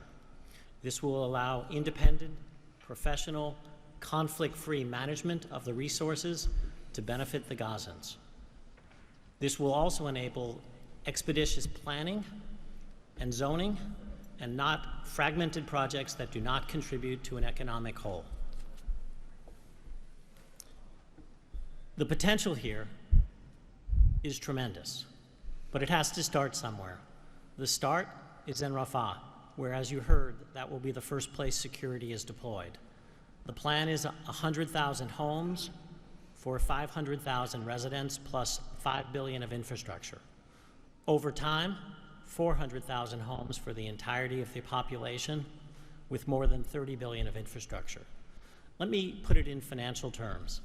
This is not a problem of money or collateral. This is a problem of peace. The coastline alone, $50 billion of value on a conservative basis. The housing stock, more than $30 billion as rebuilt. The infrastructure, more than $30 billion. $115 billion of value. It just needs to be unlocked and financed. Great. Thank you. Mr. Ajay Banga. Thank you, Caroline, and thank you, Mr. President. All this requires money. And so when the UN Security Council resolution got passed, we set about creating the Gaza Reconstruction and Development Fund at the World Bank. It's housed there. The World Bank's role is that of a limited trustee. We manage the donor contributions coming in of the type that the President said a little earlier in his opening remarks. And then we help to manage that money while it stays with us. And under the direction of the Board of Peace, we disperse the money for reconstruction and development projects in Gaza. This fund is ready to receive the donations that he spoke about just a little while ago. The second part of the story is that you as donors deserve the right to know that the money is being used in a transparent way. We are helping, along with the Board of Peace, which takes the ownership of ensuring that the right kind of financial, legal, and oversight mechanisms are being put in place. We've even assigned a financial controller from the World Bank on a secondment basis to the Board of Peace to ensure that we can try and help build the best standards in this process. Now, this is just the beginning. This work is going to need 2 or 3 things that the World Bank Group can bring to the table. The first is leveraging of public finance. Because of our AAA rating, we have the ability to leverage private bond money to help to create the resources we need to do what Mark just talked about. The second is we can de-risk private investing. And the third is we have people on the ground and expertise and knowledge of doing this kind of work in other markets. We want to be not an armchair critic of a process, but an active participant in giving Gazans and people in the region the opportunity of the lives they deserve the one time we get the chance. So thank you again.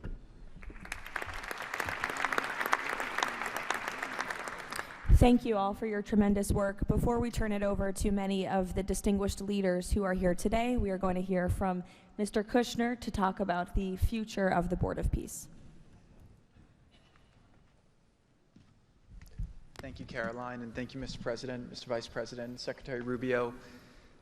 We cannot change the past, but I think that what you're seeing today is that we can potentially change the future if we focus and do this in the right way. We tried to structure this meeting like a proper board meeting, like we do in the private sector, where we have all the preparation, we get the right people together, and we really report on what our challenges are, what the opportunities are, and what are the approaches. What you've seen today is just a small sample of the work that's been done, and I really want to thank the entire team that's worked so hard at this. A lot of these people are volunteers. They're doing this not for any personal gain. People are not personally profiting from this. They are really doing this for their children and for their grandchildren and because they want to see peace. One small anecdote is Liran said to me, "Are you sure I should be presenting? I'm a Jewish Israeli and I'm working on Gaza and all these things." And I said, "That's exactly why you should be presenting today."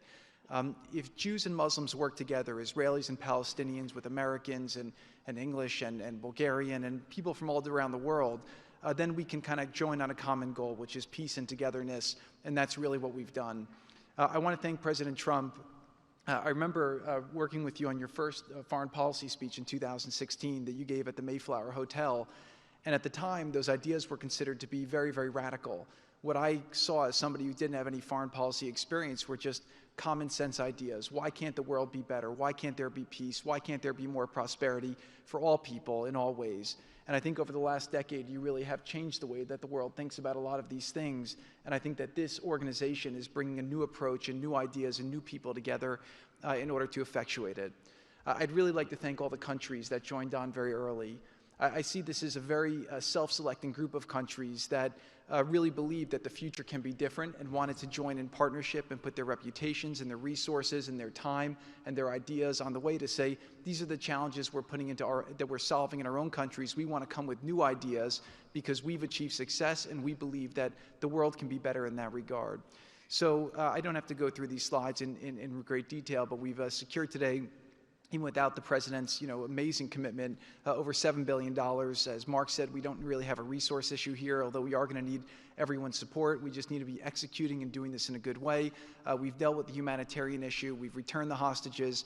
But the one final thing I just want to talk about as well from our perspective is that the President Trump in his heart wanted to get the hostages home, but he also really wanted to help the people of Gaza. He saw the suffering that they were enduring, not through fault of their own, because of the bad leadership that they had, the situation they were born into.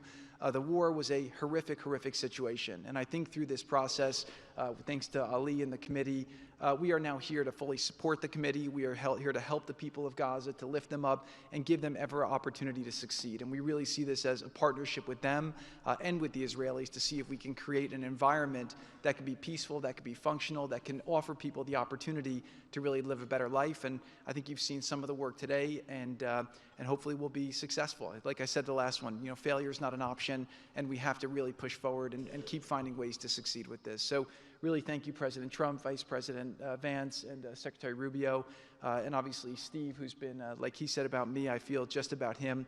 Working through all these challenges has been an absolute honor and a pleasure with you, and I've really been very lucky to have your partnership. So really thank you all, and I'll give back to Caroline. Thank you. Thank you, Jared. The war Hamas began has left. The war Hamas began has left Gaza in ruins. Yet from these ruins, a new future will rise. President Donald Trump unparalleled achievements in just few months. The United States, together with key regional and global partners, has signed the 20-point Gaza Peace Plan, a blueprint for security, peace, and prosperity. All the hostages returned, the living ones to their homes and the deceased to burial. Ceasefire is stable, and the killings from both sides reduced by 99%.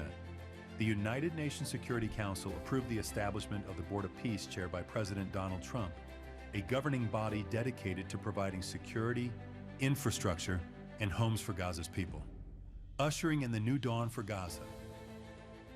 The new Palestinian Technocratic Government of Gaza, the NCAG, was elected with consent of all parties, including the Palestinian factions, Israel, and the Arab countries. Rafah border crossing with Egypt was open. The NCAG will secure the disarmament of Gaza to ensure one authority, one law, and one weapon. The United States and its partners, in coordination with the World Bank, are pledging billions of dollars to rebuild Gaza. Safe areas are being established in Rafah and later across the Gaza Strip, where families can receive shelter, food, health care, and education. In Rafah, Gazans will build their first new city. The NCAG, with the Board of Peace, will expand development across the entire Strip, employing hundreds of thousands in reconstruction and business activity. Transportation, water, and energy systems will be restored, and a modern economy will begin to emerge. Children will return to classrooms with a curriculum that promotes tolerance, dignity, and peace.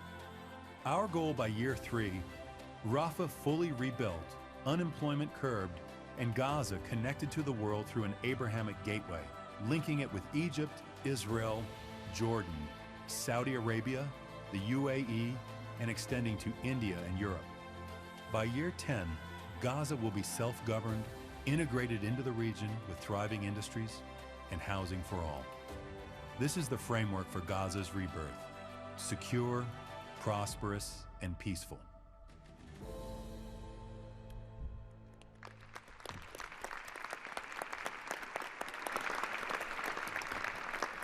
It's amazing. Now we will hear from our distinguished leaders who are here today, beginning with the King of the Kingdom of Bahrain. You're welcome. President Trump, distinguished members of the Board of Peace, it is an honor to participate in this inaugural meeting of board convened by President Donald Trump.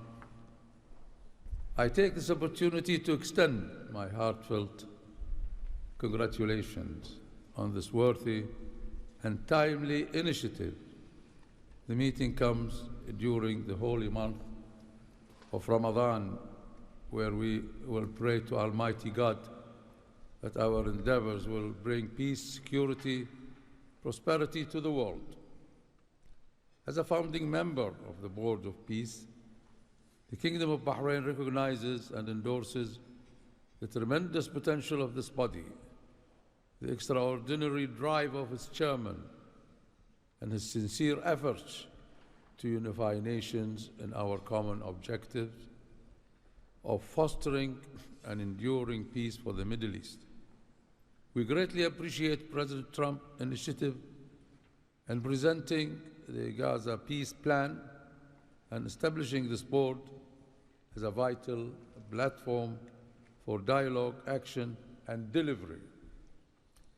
As we embark on this historic journey together, we urge all peace-loving nations, organizations, and groups to actively engage in the successful implementation of the second phase of the Gaza peace plan. This includes ensuring a lasting ceasefire in Gaza, facilitating its reconstruction, and providing hope and new opportunities for the people of Palestine and Israel. This inaugural meeting of the Board of Peace marks an extraordinary and pivotal chance to envision a new future to Gaza, one that emerges from the ruins of conflict to building a landscape of security, aspiration, hope, and opportunity for its people. And reaffirming our commitment to this vision, the Kingdom of Bahrain has contributed the funds towards the operations and administration of the Board of Peace, and today we announce our readiness to provide the necessary infrastructure and skills to establish an effective government digital services platform for Gaza. Our decision to join the Abraham Accord and enter into the CCPA agreement with the United States reflects our commitment to advancing peace and stability in the Middle East.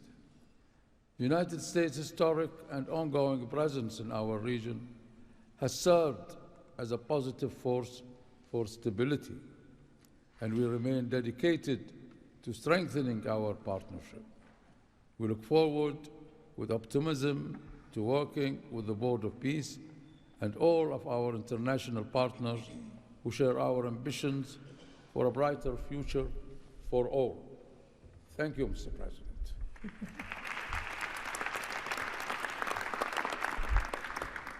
Next, the President of the Republic of Kazakhstan. Dear Mr. President, ladies and gentlemen, our meeting here at the Donald Trump U.S. Institute of Peace comes at a moment when decisive and pragmatic actions matter most. In fact, it's about making durable peace through practical, target-oriented measures, but not through endless conferences with wishful resolutions. Mr. President, your clear vision and far-sighted approach to promoting global peace and stability has inspired my country to join the Board of Peace. The Board of Peace is widely expected to respond directly to new realities by reinforcing existing multilateral efforts. The world has never seen a move like this. It is absolutely unprecedented because, in essence, peace through construction is a very innovative concept or project, and it has every chance to become a reality by our joint efforts. Therefore, Mr. President, I acknowledge and accept your conviction that lasting peace must be built on concrete actions. As our first step, we are ready to contribute a significant amount of cash finance directly to the Board of Peace without any delay.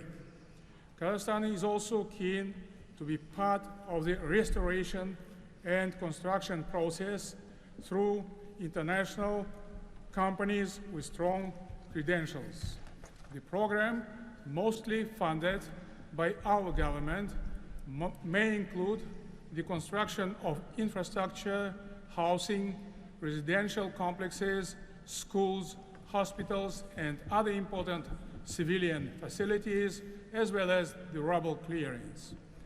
We pledge to fully accomplish our financial commitment toward the board. As one of the world's major producers of wheat, Kazakhstan is ready to provide humanitarian assistance to enhance food security in Gaza and beyond.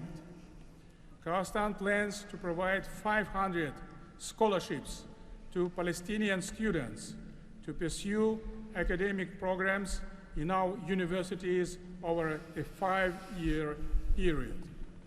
We can share our internationally recognized e-government expertise and other digital solutions.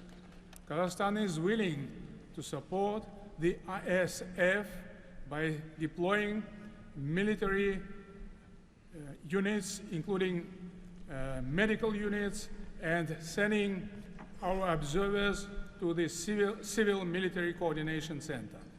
Sustainable development in the Middle East requires new ways to promote peace, cooperation, and trust across the region. That's why Kazakhstan has joined the Abraham Accords. This crucial move is fully aligned with the noble mission of the Board of Peace. Both of them may constitute a solid basis for joint efforts to promote peace and security in the Middle East and to foster economic, humanitarian cooperation in the region and even beyond. Given the global nature of the board's agenda, Kazakhstan is committed to providing practical support, including through hosting meetings at different levels and scales. I also would like to propose to establish a special President Trump's Award of the Board of Peace to recognize his outstanding peace-building efforts and achievements. I am confident, Mr. President, that under your strong leadership, the Board of Peace will successfully deliver its great noble mission. Thank you.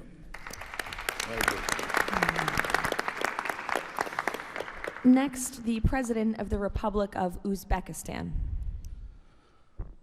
Уважаемый господин президент Трамп, ваше превосходительство, позвольте выразить искреннюю признательность президенту Соединенных Штатов Америки Дональду Трампу за созыв инаугурационного заседания Совета. Несомненно, сегодняшний саммит – это результат политической воли и прагматизма президента Трампа. Узбекистан поддержал миротворческую инициативу о создании Совета мира и твердо заявил о намерении принять практическое участие в ее успешной реализации. Убежден, что работа Совета позволит сформировать благоприятную обстановку для экономического и социального восстановления сектора Газа. При этом любой механизм внешнего управления должен непременно опираться на внутреннюю поддержку населения сектора. Скоординированные усилия всех сторон позволят обеспечить устойчивость постконфликтного процесса и создание условий для скорейшего восстановления Газы. Подчеркну, что Узбекистан готов внести посильный вклад в возведение жилых домов, детских садов, школ и больниц. Уважаемые друзья, символично, что нынешний саммит проходит в Институте мира имени Дональда Трампа. Наша встреча является ярким проявлением международной солидарности, миротворчества и общего стремления к улучшению ситуации на Ближнем Востоке. Мы должны использовать эту историческую возможность для построения новой Газы с процветающей экономикой и достойным условием жизни для всего населения. Благодарю за внимание.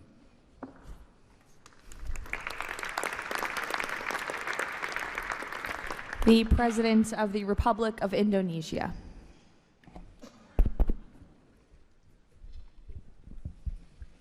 President Trump, distinguished delegates, Indonesia, from the first day that we studied President Trump's 20-point plan, we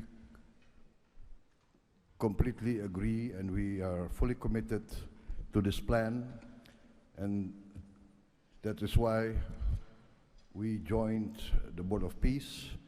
We are committed to its success. We know there will be a lot of obstacles, there will be a lot of difficulties, but but we are very optimistic with the leadership of President Trump. This vision of real peace will be achieved. There will be problems, but we will prevail. We will achieve our dream of peace in Palestine, peace, a lasting and peaceful solution for the Palestinian problem and in Gaza. The achievements of the ceasefire is real.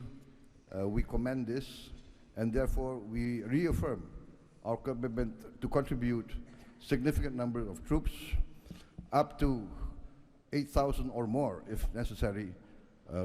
We are prepared to contribute the troops to take part actively in the international stabilization force to make this peace work. Thank you very much.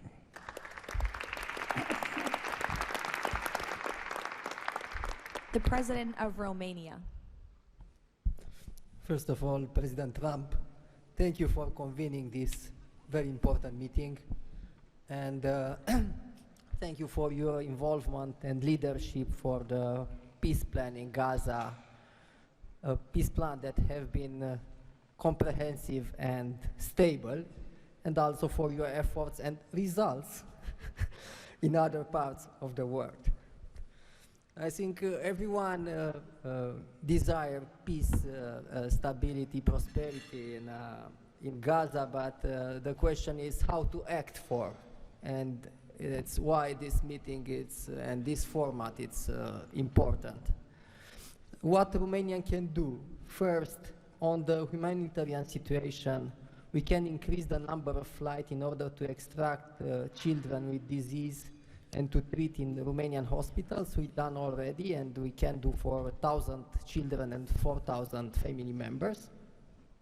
Secondly, we had a good expertise in emergency response system like ambulance, fire systems, and we can help in order to rebuild that system, and we can donate some equipment. Third, we already offering some scholarships for Palestinian students, and we can extend the program, and we can help also to rebuild, refurbish the schools in Gaza. And fourth, I think the most important, we had also some expertise. We can help to rebuild the institutions, like police, like justice, like public administration. We have done that in other parts of the world, so we have some expertise. We can contribute with experts, with trainers, and also it's important to say that we have traditionally good relation with Jewish people and with the Palestinian people, so it will help. So we can count on us. Thank you. The Prime Minister of the Republic of Albania. Thank you for inviting me to be part of this journey, Mr. President.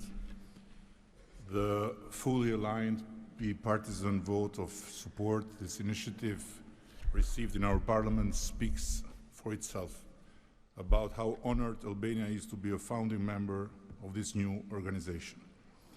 Many in Europe say the Board of Peace is meant to substitute the United Nations.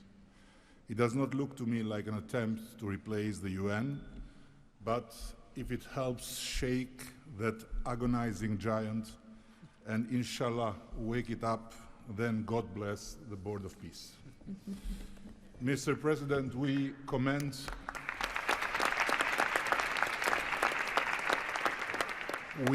your decisive role in bringing a halt to the heartbreaking conflict in Gaza, and Albania has confirmed its participation in the stabilization force with our troops. At the same time, I propose that this board invite all countries to contribute directly by building a dedicated public facility for Palestinian children,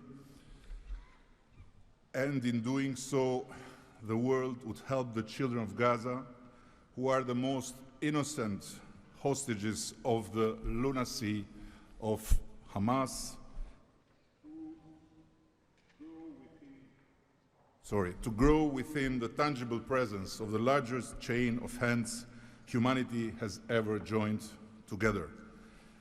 By not only putting the money, but bringing their own architects in this, so the world will transform an wound of history into an oasis of hope, where compassion takes concrete form and the future is shaped around those who deserve it most, the next generations of Palestinians. Albania will be privileged to stand in that chain. Allow me very briefly to draw your attention to another open conflict closer to home, where President Trump's leadership during his first term brought Kosovo and Serbia closer than ever to a final peace agreement. The president of Kosovo was then brutally prevented from traveling to the White House to sign that agreement in the presence of President Trump. And this was the doing of the very same Sicario prosecutor that went after President Trump himself, and for that became worldwide famous. Today, the Kosovo president have now spent 6 years in pretrial detention before a special court in The Hague, sponsored by several democratic states, some of them present here, that should be shamed of that type of international justice. Just last week, Mr. President, another prosecutor, funded by this great country and its taxpayers, requested 45 years of imprisonment for him, a request that sent shockwave of humiliation through an entire peace-seeking nation. At this moment, only a few months stand between a man who rose from resistance to ethnic cleansing to become a peacemaker and the potentially devastating outcome in a court that has so far failed at every step to uphold the standards of democratic justice. For the sake of God, Mr. President, let's do something before, as you say, very bad things might happen again. And again, thank you so much for including Albania in this noble initiative by bringing close friends of Israel and of the Arab countries. We very much hope to be an added value in your amazing vision.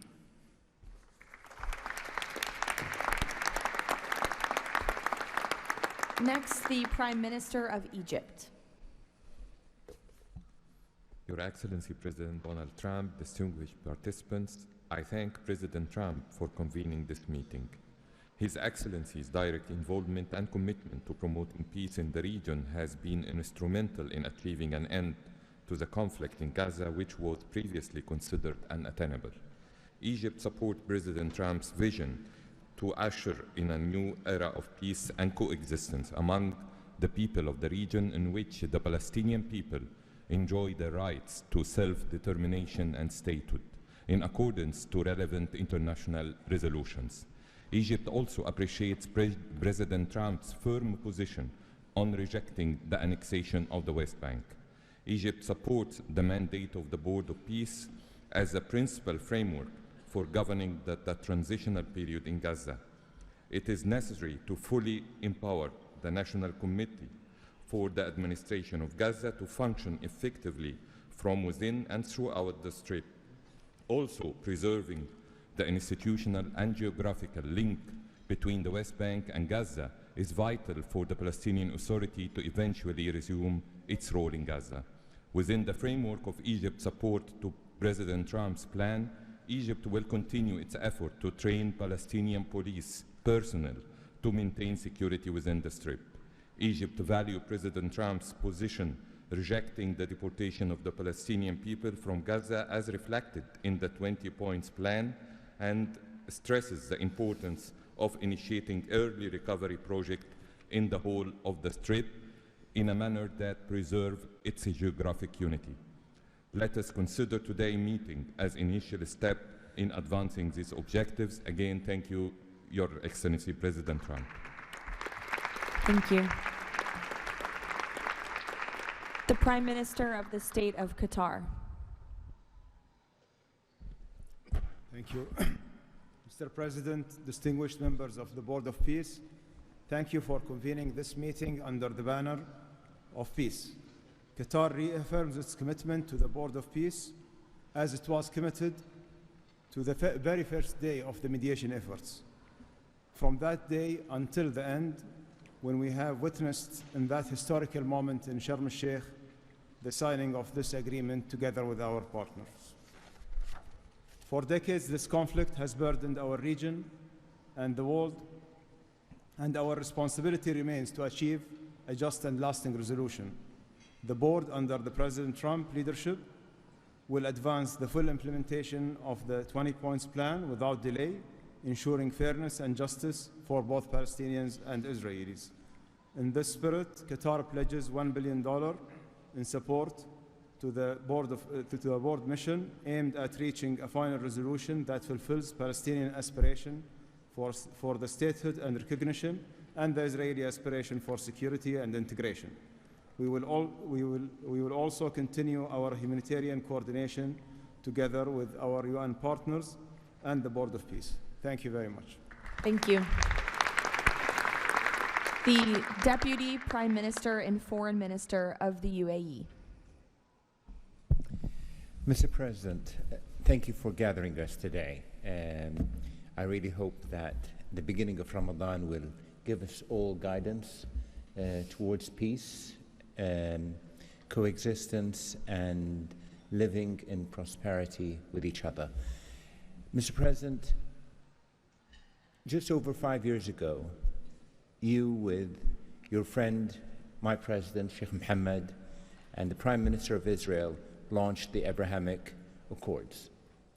And since then, we've managed not only to work with you, with Israel, towards a better future for the region, but even when October 7th took place, the UAE managed to work with Israel in providing, since the war started, almost $3 billion of assistance to the Palestinian people in Gaza. Today, Mr. President, the UAE announces a further $1.2 billion for supporting Gaza through the Board of Peace, which I'm delighted that I've been working with so many friends like Steve and Jared, Secretary Rubio, who's been so inspiring in so many other ways, on so many other fronts, and looking forward working with him for in the future. And Mr. President, if it wasn't for your support, I think this board would not have been gathered. We would not have had the meeting in New York to end this war, when you gathered 8 leaders of the region to end this war. So, Mr. President, during Ramadan, we pray for your success. Thank you. Thank you. The Minister of Foreign Affairs of the Kingdom of Morocco. Thank you. Mr. President, His Majesty King Mohammed VI welcomes and supports your vision and leadership to foster peace and prosperity around the world, and in particular in the Middle East. Thanks to your peace plan for Gaza, a ceasefire was achieved, a tragic war was ended, lives were saved, and a pragmatic and forward-looking approach to rebuild Gaza was crafted. Today, as a committed founding member of the Board of Peace and upon instructions of His Majesty King Mohammed VI, Morocco is pledging the following in honor of the President Trump's visionary peacemaking. 1, Morocco has already made the first ever financial contribution to the Board of Peace. 2, Morocco is ready to deploy police officers and train policemen from Gaza. 3, Morocco will deploy a high-ranking military officers to ISF Joint Military Command. 4, Morocco will deploy a military field hospital. 5, Morocco is ready to lead a de-radicalization program to fight hate speech and promote tolerance and coexistence. To conclude, allow me, Mr. President, to briefly highlight 4 elements. The conditions set in phase 2 of the your 20-point plan should be met for the success of our action. Preserving stability in the West Bank is crucial. The Palestinian ownership is important through legitimate institutions. Lastly, you are, Mr. President, the only leader able to bring peace to the Middle East. We hope that the stabilization of Gaza will help launching a global and genuine peace process based on the two-state solution. Thank you. Thank you. The Minister of Foreign Affairs of the Republic of Turkey. Mr. President, distinguished participants, after 2 years of immense suffering, ceasefire in Gaza has been achieved thanks to President Trump's personal engagement and our collective efforts. Yet the humanitarian situation remains fragile, and ceasefire violations continue to occur. A prompt, coordinated, and effective response is therefore essential. President Erdogan remains fully committed to Gaza's security, stabilization, and recovery. Turkey has already been providing immense amount of humanitarian assistance to Gaza. We can also contribute meaningfully to the rehabilitation of health and education sectors, as well as the training of the police force. In addition, we are prepared to provide troops to the International Stabilization Force. Mr. President, Turkey will continue to support your efforts towards a just and lasting peace. We remain convinced that the foundation of such peace is the two-state solution. Let us work towards that objective for the benefit of all peoples of the region. Thank you. The Minister of Foreign Affairs of the State of Kuwait. I'll be delivering my statement in Arabic. فخامة الرئيس دونالد ترامب، رئيس الولايات المتحدة الأمريكية صديقة، رئيس مجلس السلام، أصحاب الجلالة والفخامة والسمو والمعالي، الحضور الكريم، السلام عليكم ورحمة الله وبركاته. أود أنقل لكم تحيات حضرة صاحب السمو الشيخ مشعل أحمد الجابر الصباح حفظه الله ورعاه أمير دولة الكويت، وتمنيات سموه بالتوفيق والنجاح لأعمال هذا المجلس. كما نتقدم بخالص الشكر لفخامة الرئيس دونالد ترامب على جهودها المقدرة والرامية إلى المساهمة في التوصل إلى إنهاء حالة الصراع، بما يؤول نحو إقامة الدولة الفلسطينية المستقلة على حدود 4 يونيو لعام 1967 وعاصمتها القدس الشرقية، وفقا لقرارات الشرعية الدولية بما فيها القرار 2803 ومبادرة السلام العربية.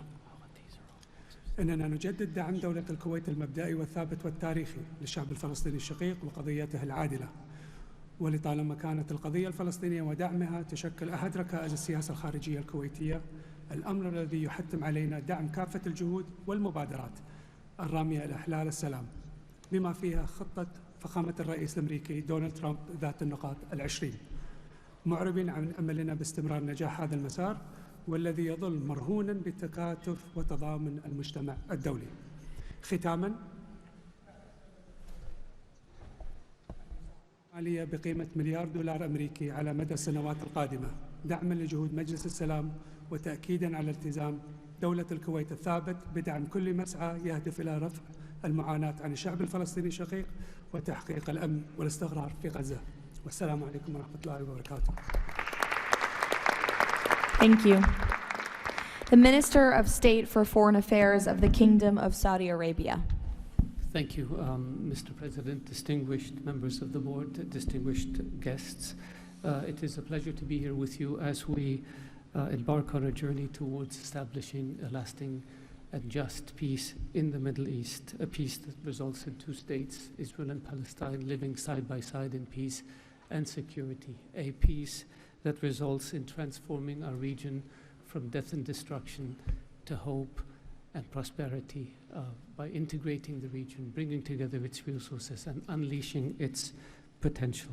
The Kingdom of Saudi Arabia, Mr. President, has been seeking peace and justice in the Middle East since for a very long time. In 1981, King Fahd offered the 8-point plan, which was adopted by the Arab world at the summit in Fez, that essentially established or reconfirmed the notion of land for peace. In 2002, Saudi Arabia the late King Abdullah launched the Arab Peace Initiative, which was adopted by the Arab world unanimously, as well as by the Islamic world.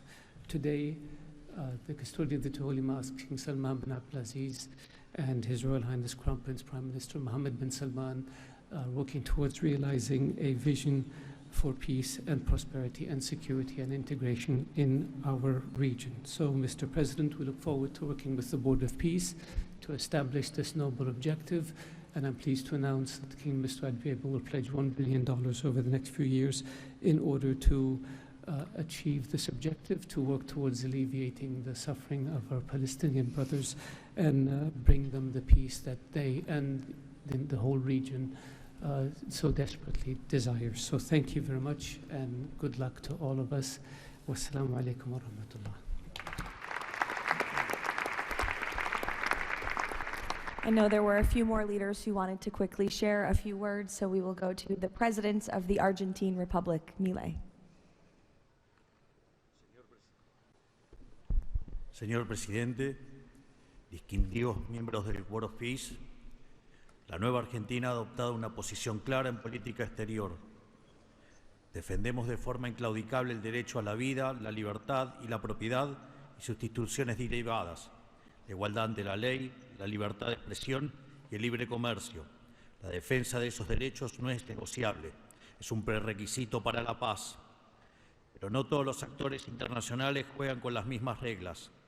Hay quienes rechazan esos derechos, los pisotean y se benefician de lo que los demás respeten. Frente a ellos, la buena voluntad no alcanza. Necesitamos instituciones con voluntad y capacidad de hacer valer las reglas. La paz duradera no se construye sobre consensos que ceden en lo fundamental. Se construye sobre la determinación de defenderlo. Si vis pacem, para bellum. La Argentina participa de este Consejo con la convicción de que la paz exige decisión política y una arquitectura institucional capaz de sostener soluciones reales en el tiempo. El presidente Trump ha predicado con el ejemplo, mediando el acuerdo de paz en Gaza, acuerdo que luego ratificó la resolución 2803 del Consejo de Seguridad de las Naciones Unidas. El Consejo de la Paz nace como expresión de ese liderazgo, con el mandato de ejecutar un plan de pacificación y reconstrucción y los mecanismos para hacerlo, entre ellos una fuerza internacional de estabilización. En esta etapa inicial, Argentina está lista para contribuir. Ponemos a disposición la colaboración de nuestros cascos blancos. Nuestra trayectoria en operaciones de paz es un capital probado que ponemos al servicio de la fuerza de estabilización. Creemos en una diplomacia que asume riesgos para alcanzar la paz. Creemos en el liderazgo que enfrenta desafíos complejos con determinación, como el del presidente Trump. Y creemos que la única paz que vale la pena construir es la que descansa sobre los derechos innegociables del hombre. El Consejo de la Paz ofrece un marco para avanzar en esa dirección. La Argentina lo respalda. Muchas gracias. Thank you. The Prime Minister of Hungary, Mr. Orbán. Dear Mr. President, Excellencies, dear colleagues, first of all, let me express the appreciation of the Hungarian people to President Trump for his tireless peace efforts all around the world. Hungary is the only country to be represented here on the highest level among the founding members from the European Union. I represent a country which has been living in the neighborhood of a brutal war for the last 4 years. We all know this war would not have broken out if President Trump had been in office at that time. However, President Trump's return to office offers a great chance to multiply the peace efforts not only in Gaza, but in Ukraine as well.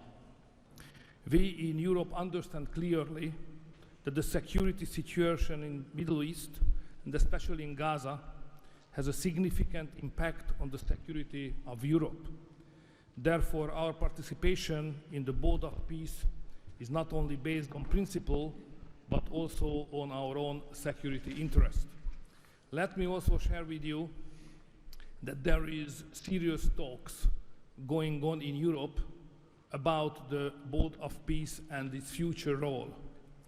We understand that during the recent decades, international organizations have failed to fulfill their role to to preserve peace and stability worldwide.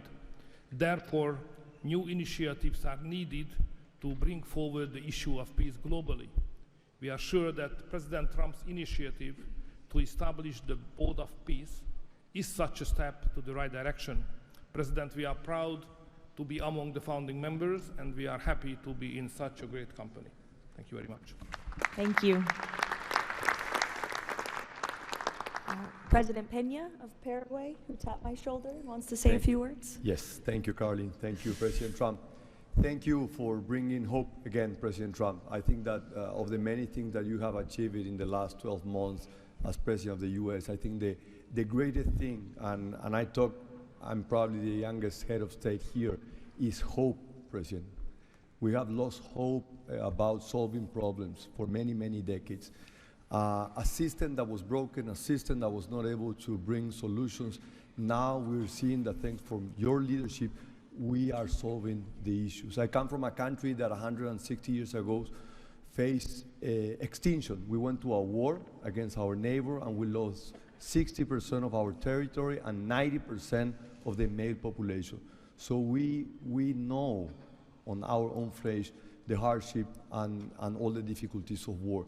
That's why Paraguay is so proud to be a founding member of the Board of Peace, and we're here to collaborate. Maybe we are not going to be the country that's going to bring the more money or the more security forces, but I think that there is a lot that all of the countries can bring to the table to solve these issues. Paraguay, together with a handful of countries, have been supporting Israel, and we will continue to do so. But we come here with an open heart to work for peace. And today is Gaza, tomorrow will be another conflict area in the world, but we need to solve each of all these conflicts, and I really appreciate the leadership that you have taken, President. Paraguay stand ready to collaborate next to you. We're gonna continue to support the US initiative. Probably the only day that we're not gonna be able to support the USA is gonna be on June 12th, because Paraguay is going to be facing the U.S. in the World Cup. Thank you very much. Thank you. The Minister of Foreign Affairs of the State of Israel, please. Thank you. President Trump, this is an important day. Your historic actions have proven time and again. You are a leader who takes initiative, forges new paths, and works toward a better future for the entire world. Your visionary leadership, alongside with Prime Minister Netanyahu's resolve, brought all our hostages home from Gaza. Thank you for that. I'm proud to represent here the State of Israel that stood through such a difficult war for 2 years on 7 different fronts, demonstrating resilience and strength.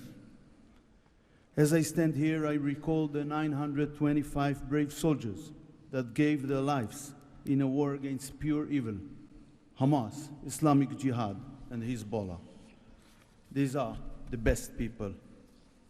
To them, we owe our existence and all our achievements. They will not be forgotten. I think of them and their families who paid the heaviest price. Since Hamas violently took over Gaza in 2007, it built the largest terror state in the world with huge terror infrastructure above and below ground. October 7 was the peak of Hamas' ongoing terror campaign through decades.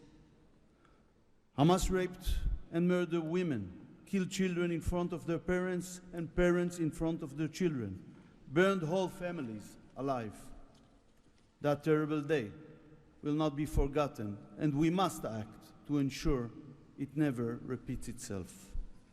Distinguished leaders, our previous plans for Gaza failed because they never addressed the core issues: terror, hate, incitement, and indoctrination.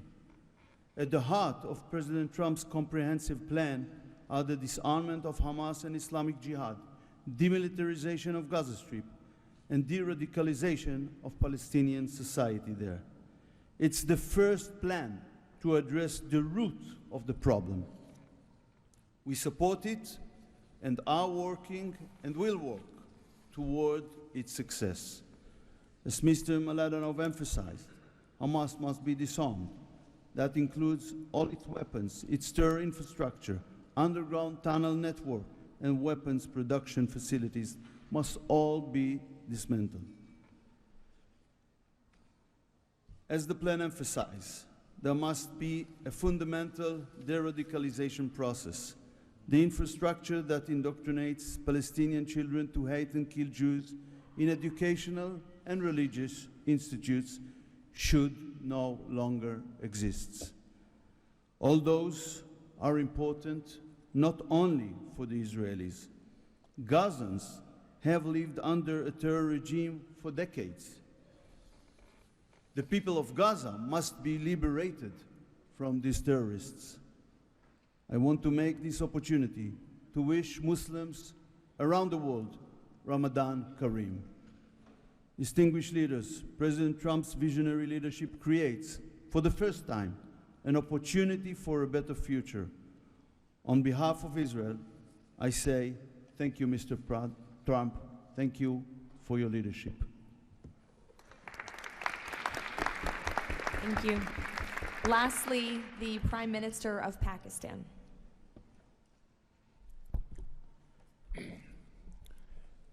Bismillah ar-Rahman ar-Rahim. Your Excellency, President Donald J. Trump, members of the Board of Peace, distinguished guests, ladies and gentlemen, Assalamu alaikum and a very good morning. It's a great honor, Mr. President, to attend this inaugural Board of Peace meeting in this holy month of Ramadan, and may God reward you and make you successful in your efforts to bring lasting peace in Gaza. Mr. President, we deeply appreciate your unique initiative and your dynamic leadership in advancing peaceful solutions to conflicts across the globe.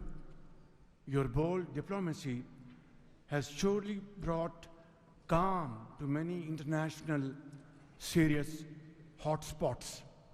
Your timely and very effective intervention to achieve ceasefire between India and Pakistan potentially averted loss of tens of millions of people. You have truly proved to be a man of peace. And let me say, Mr. President, you are truly savior of South Asia. The people of Palestine have long endured illegal occupation and immense suffering.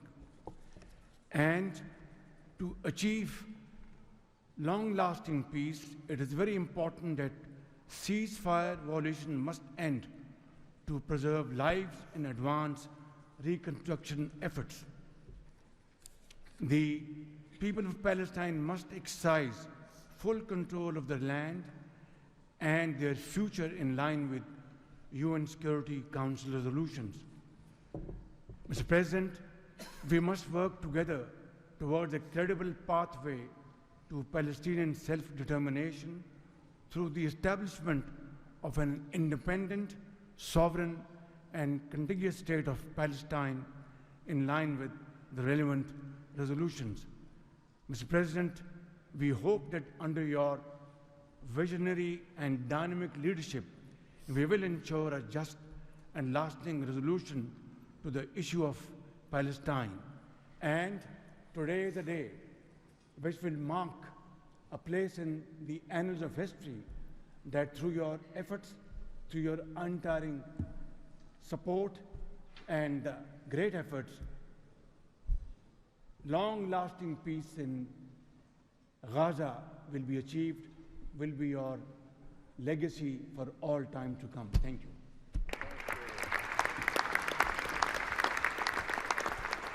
Thank you.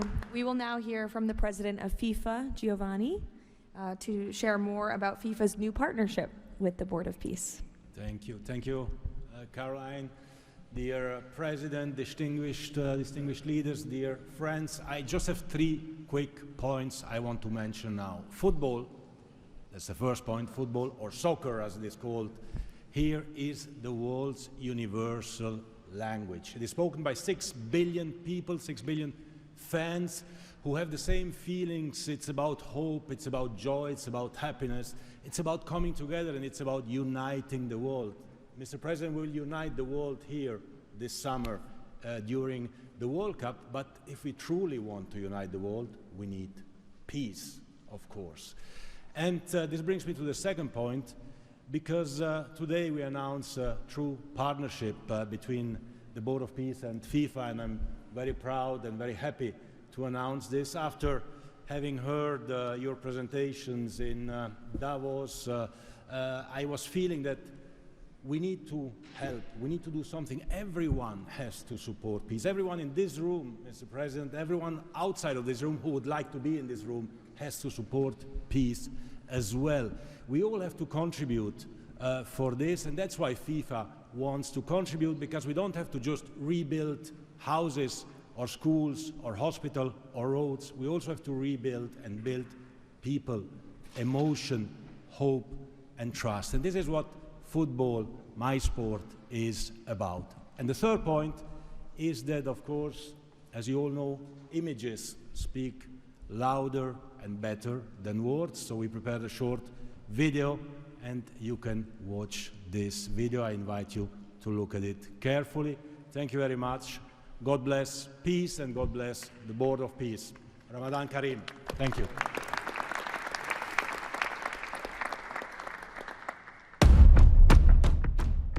In a world where conflict has silenced playgrounds and broken routines, there is one language that still unites hearts: football.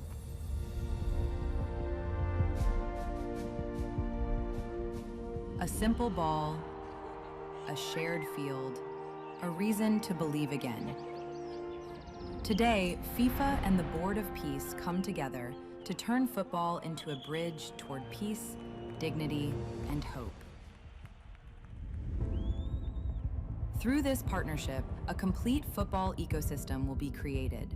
FIFA and the Board of Peace will build football pitches, FIFA arenas, academies, and stadiums. This initiative will support the creation of leagues at youth, amateur, and regional level, strengthening community engagement both on and off the pitch. It will also generate diverse professional opportunities, supporting the development of local talent not only on the field, but across all areas that bring football to life. Football does more than create players and coaches. It rebuilds confidence, restores routine, reopens doors to education, teamwork, and belonging. Local communities take the lead. Parents, teachers, volunteers, youth leaders, all becoming part of a shared mission to heal, to rebuild, to move forward together. Around every pitch, new emotions and long-lasting memories emerge. Community matches, fan gatherings, youth education, and sport programs. New job opportunities appear to become coaches, players, sport doctors, administrators, events organizers. We will create football ecosystem with thousands of people to be involved and engaged constantly. Together, FIFA and the Board of Peace will build, in Gaza, 50 FIFA arena mini pitches, with a cost of around $50,000 per unit. This represents a $2.5 million investment. 5 full-size pitches in 5 different districts at around $1 million per pitch. A FIFA academy with an estimated investment of $15 million.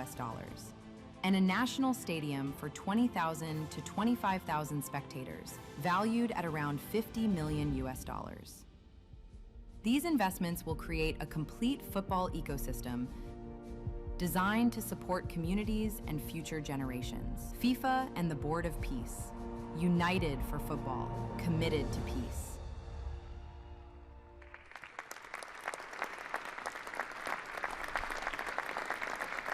Thank you, Gianni. That's wonderful. In advance of today's meeting, members of the Board of Peace were asked to vote on a resolution establishing the principles of financial integrity and transparency that will guide the board's work, and that resolution has passed unanimously. So now President Trump, as chairman of the board, will sign the resolution in the presence of a quorum of the board.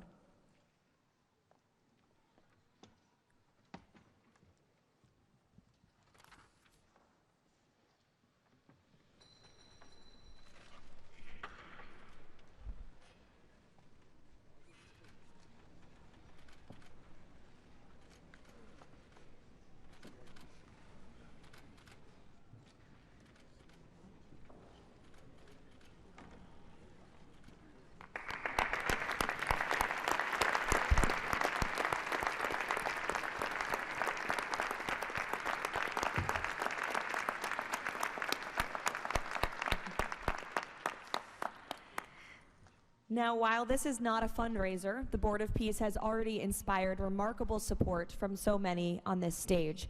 As President Trump announced earlier, total pledges exceed $6.5 billion in relief and rebuilding in Gaza, and thousands of personnel have been committed to help preserve the ceasefire and secure enduring peace. I would like to ask the heads of the following delegations to join President Trump on stage as he signs the fundraising pledges: Albania, Azerbaijan, Bahrain, Egypt, Indonesia, Jordan, Kazakhstan, Kosovo, Kuwait, Morocco, Qatar, Saudi Arabia, the UAE, and Uzbekistan. Please join the President as he signs the fundraising pledges.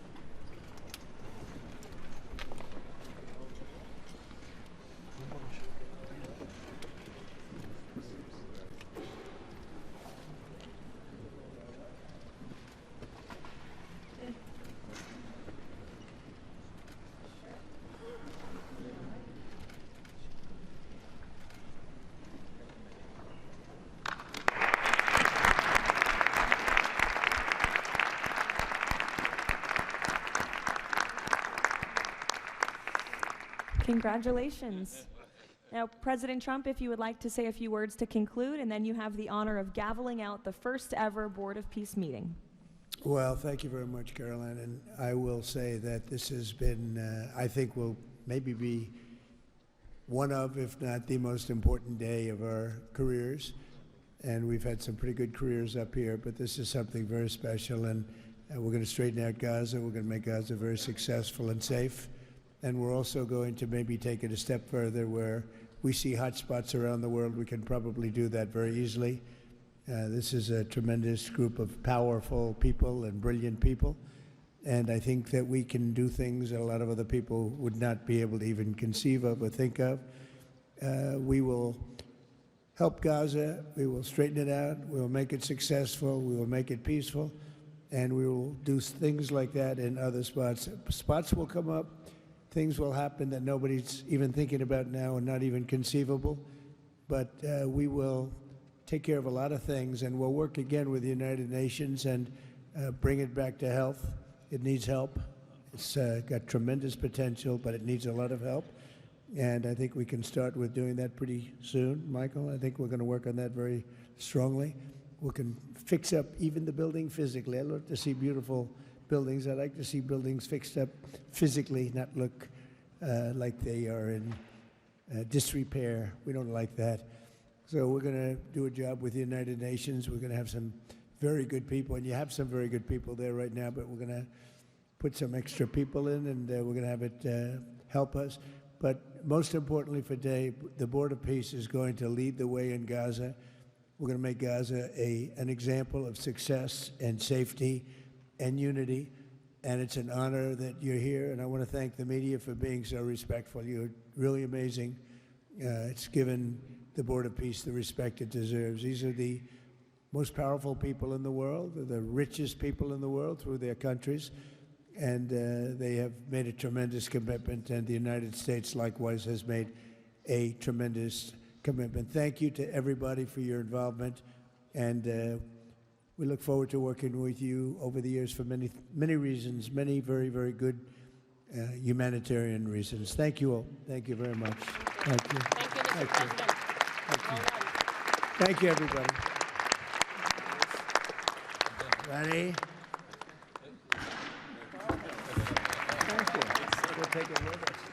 Thank you, everybody.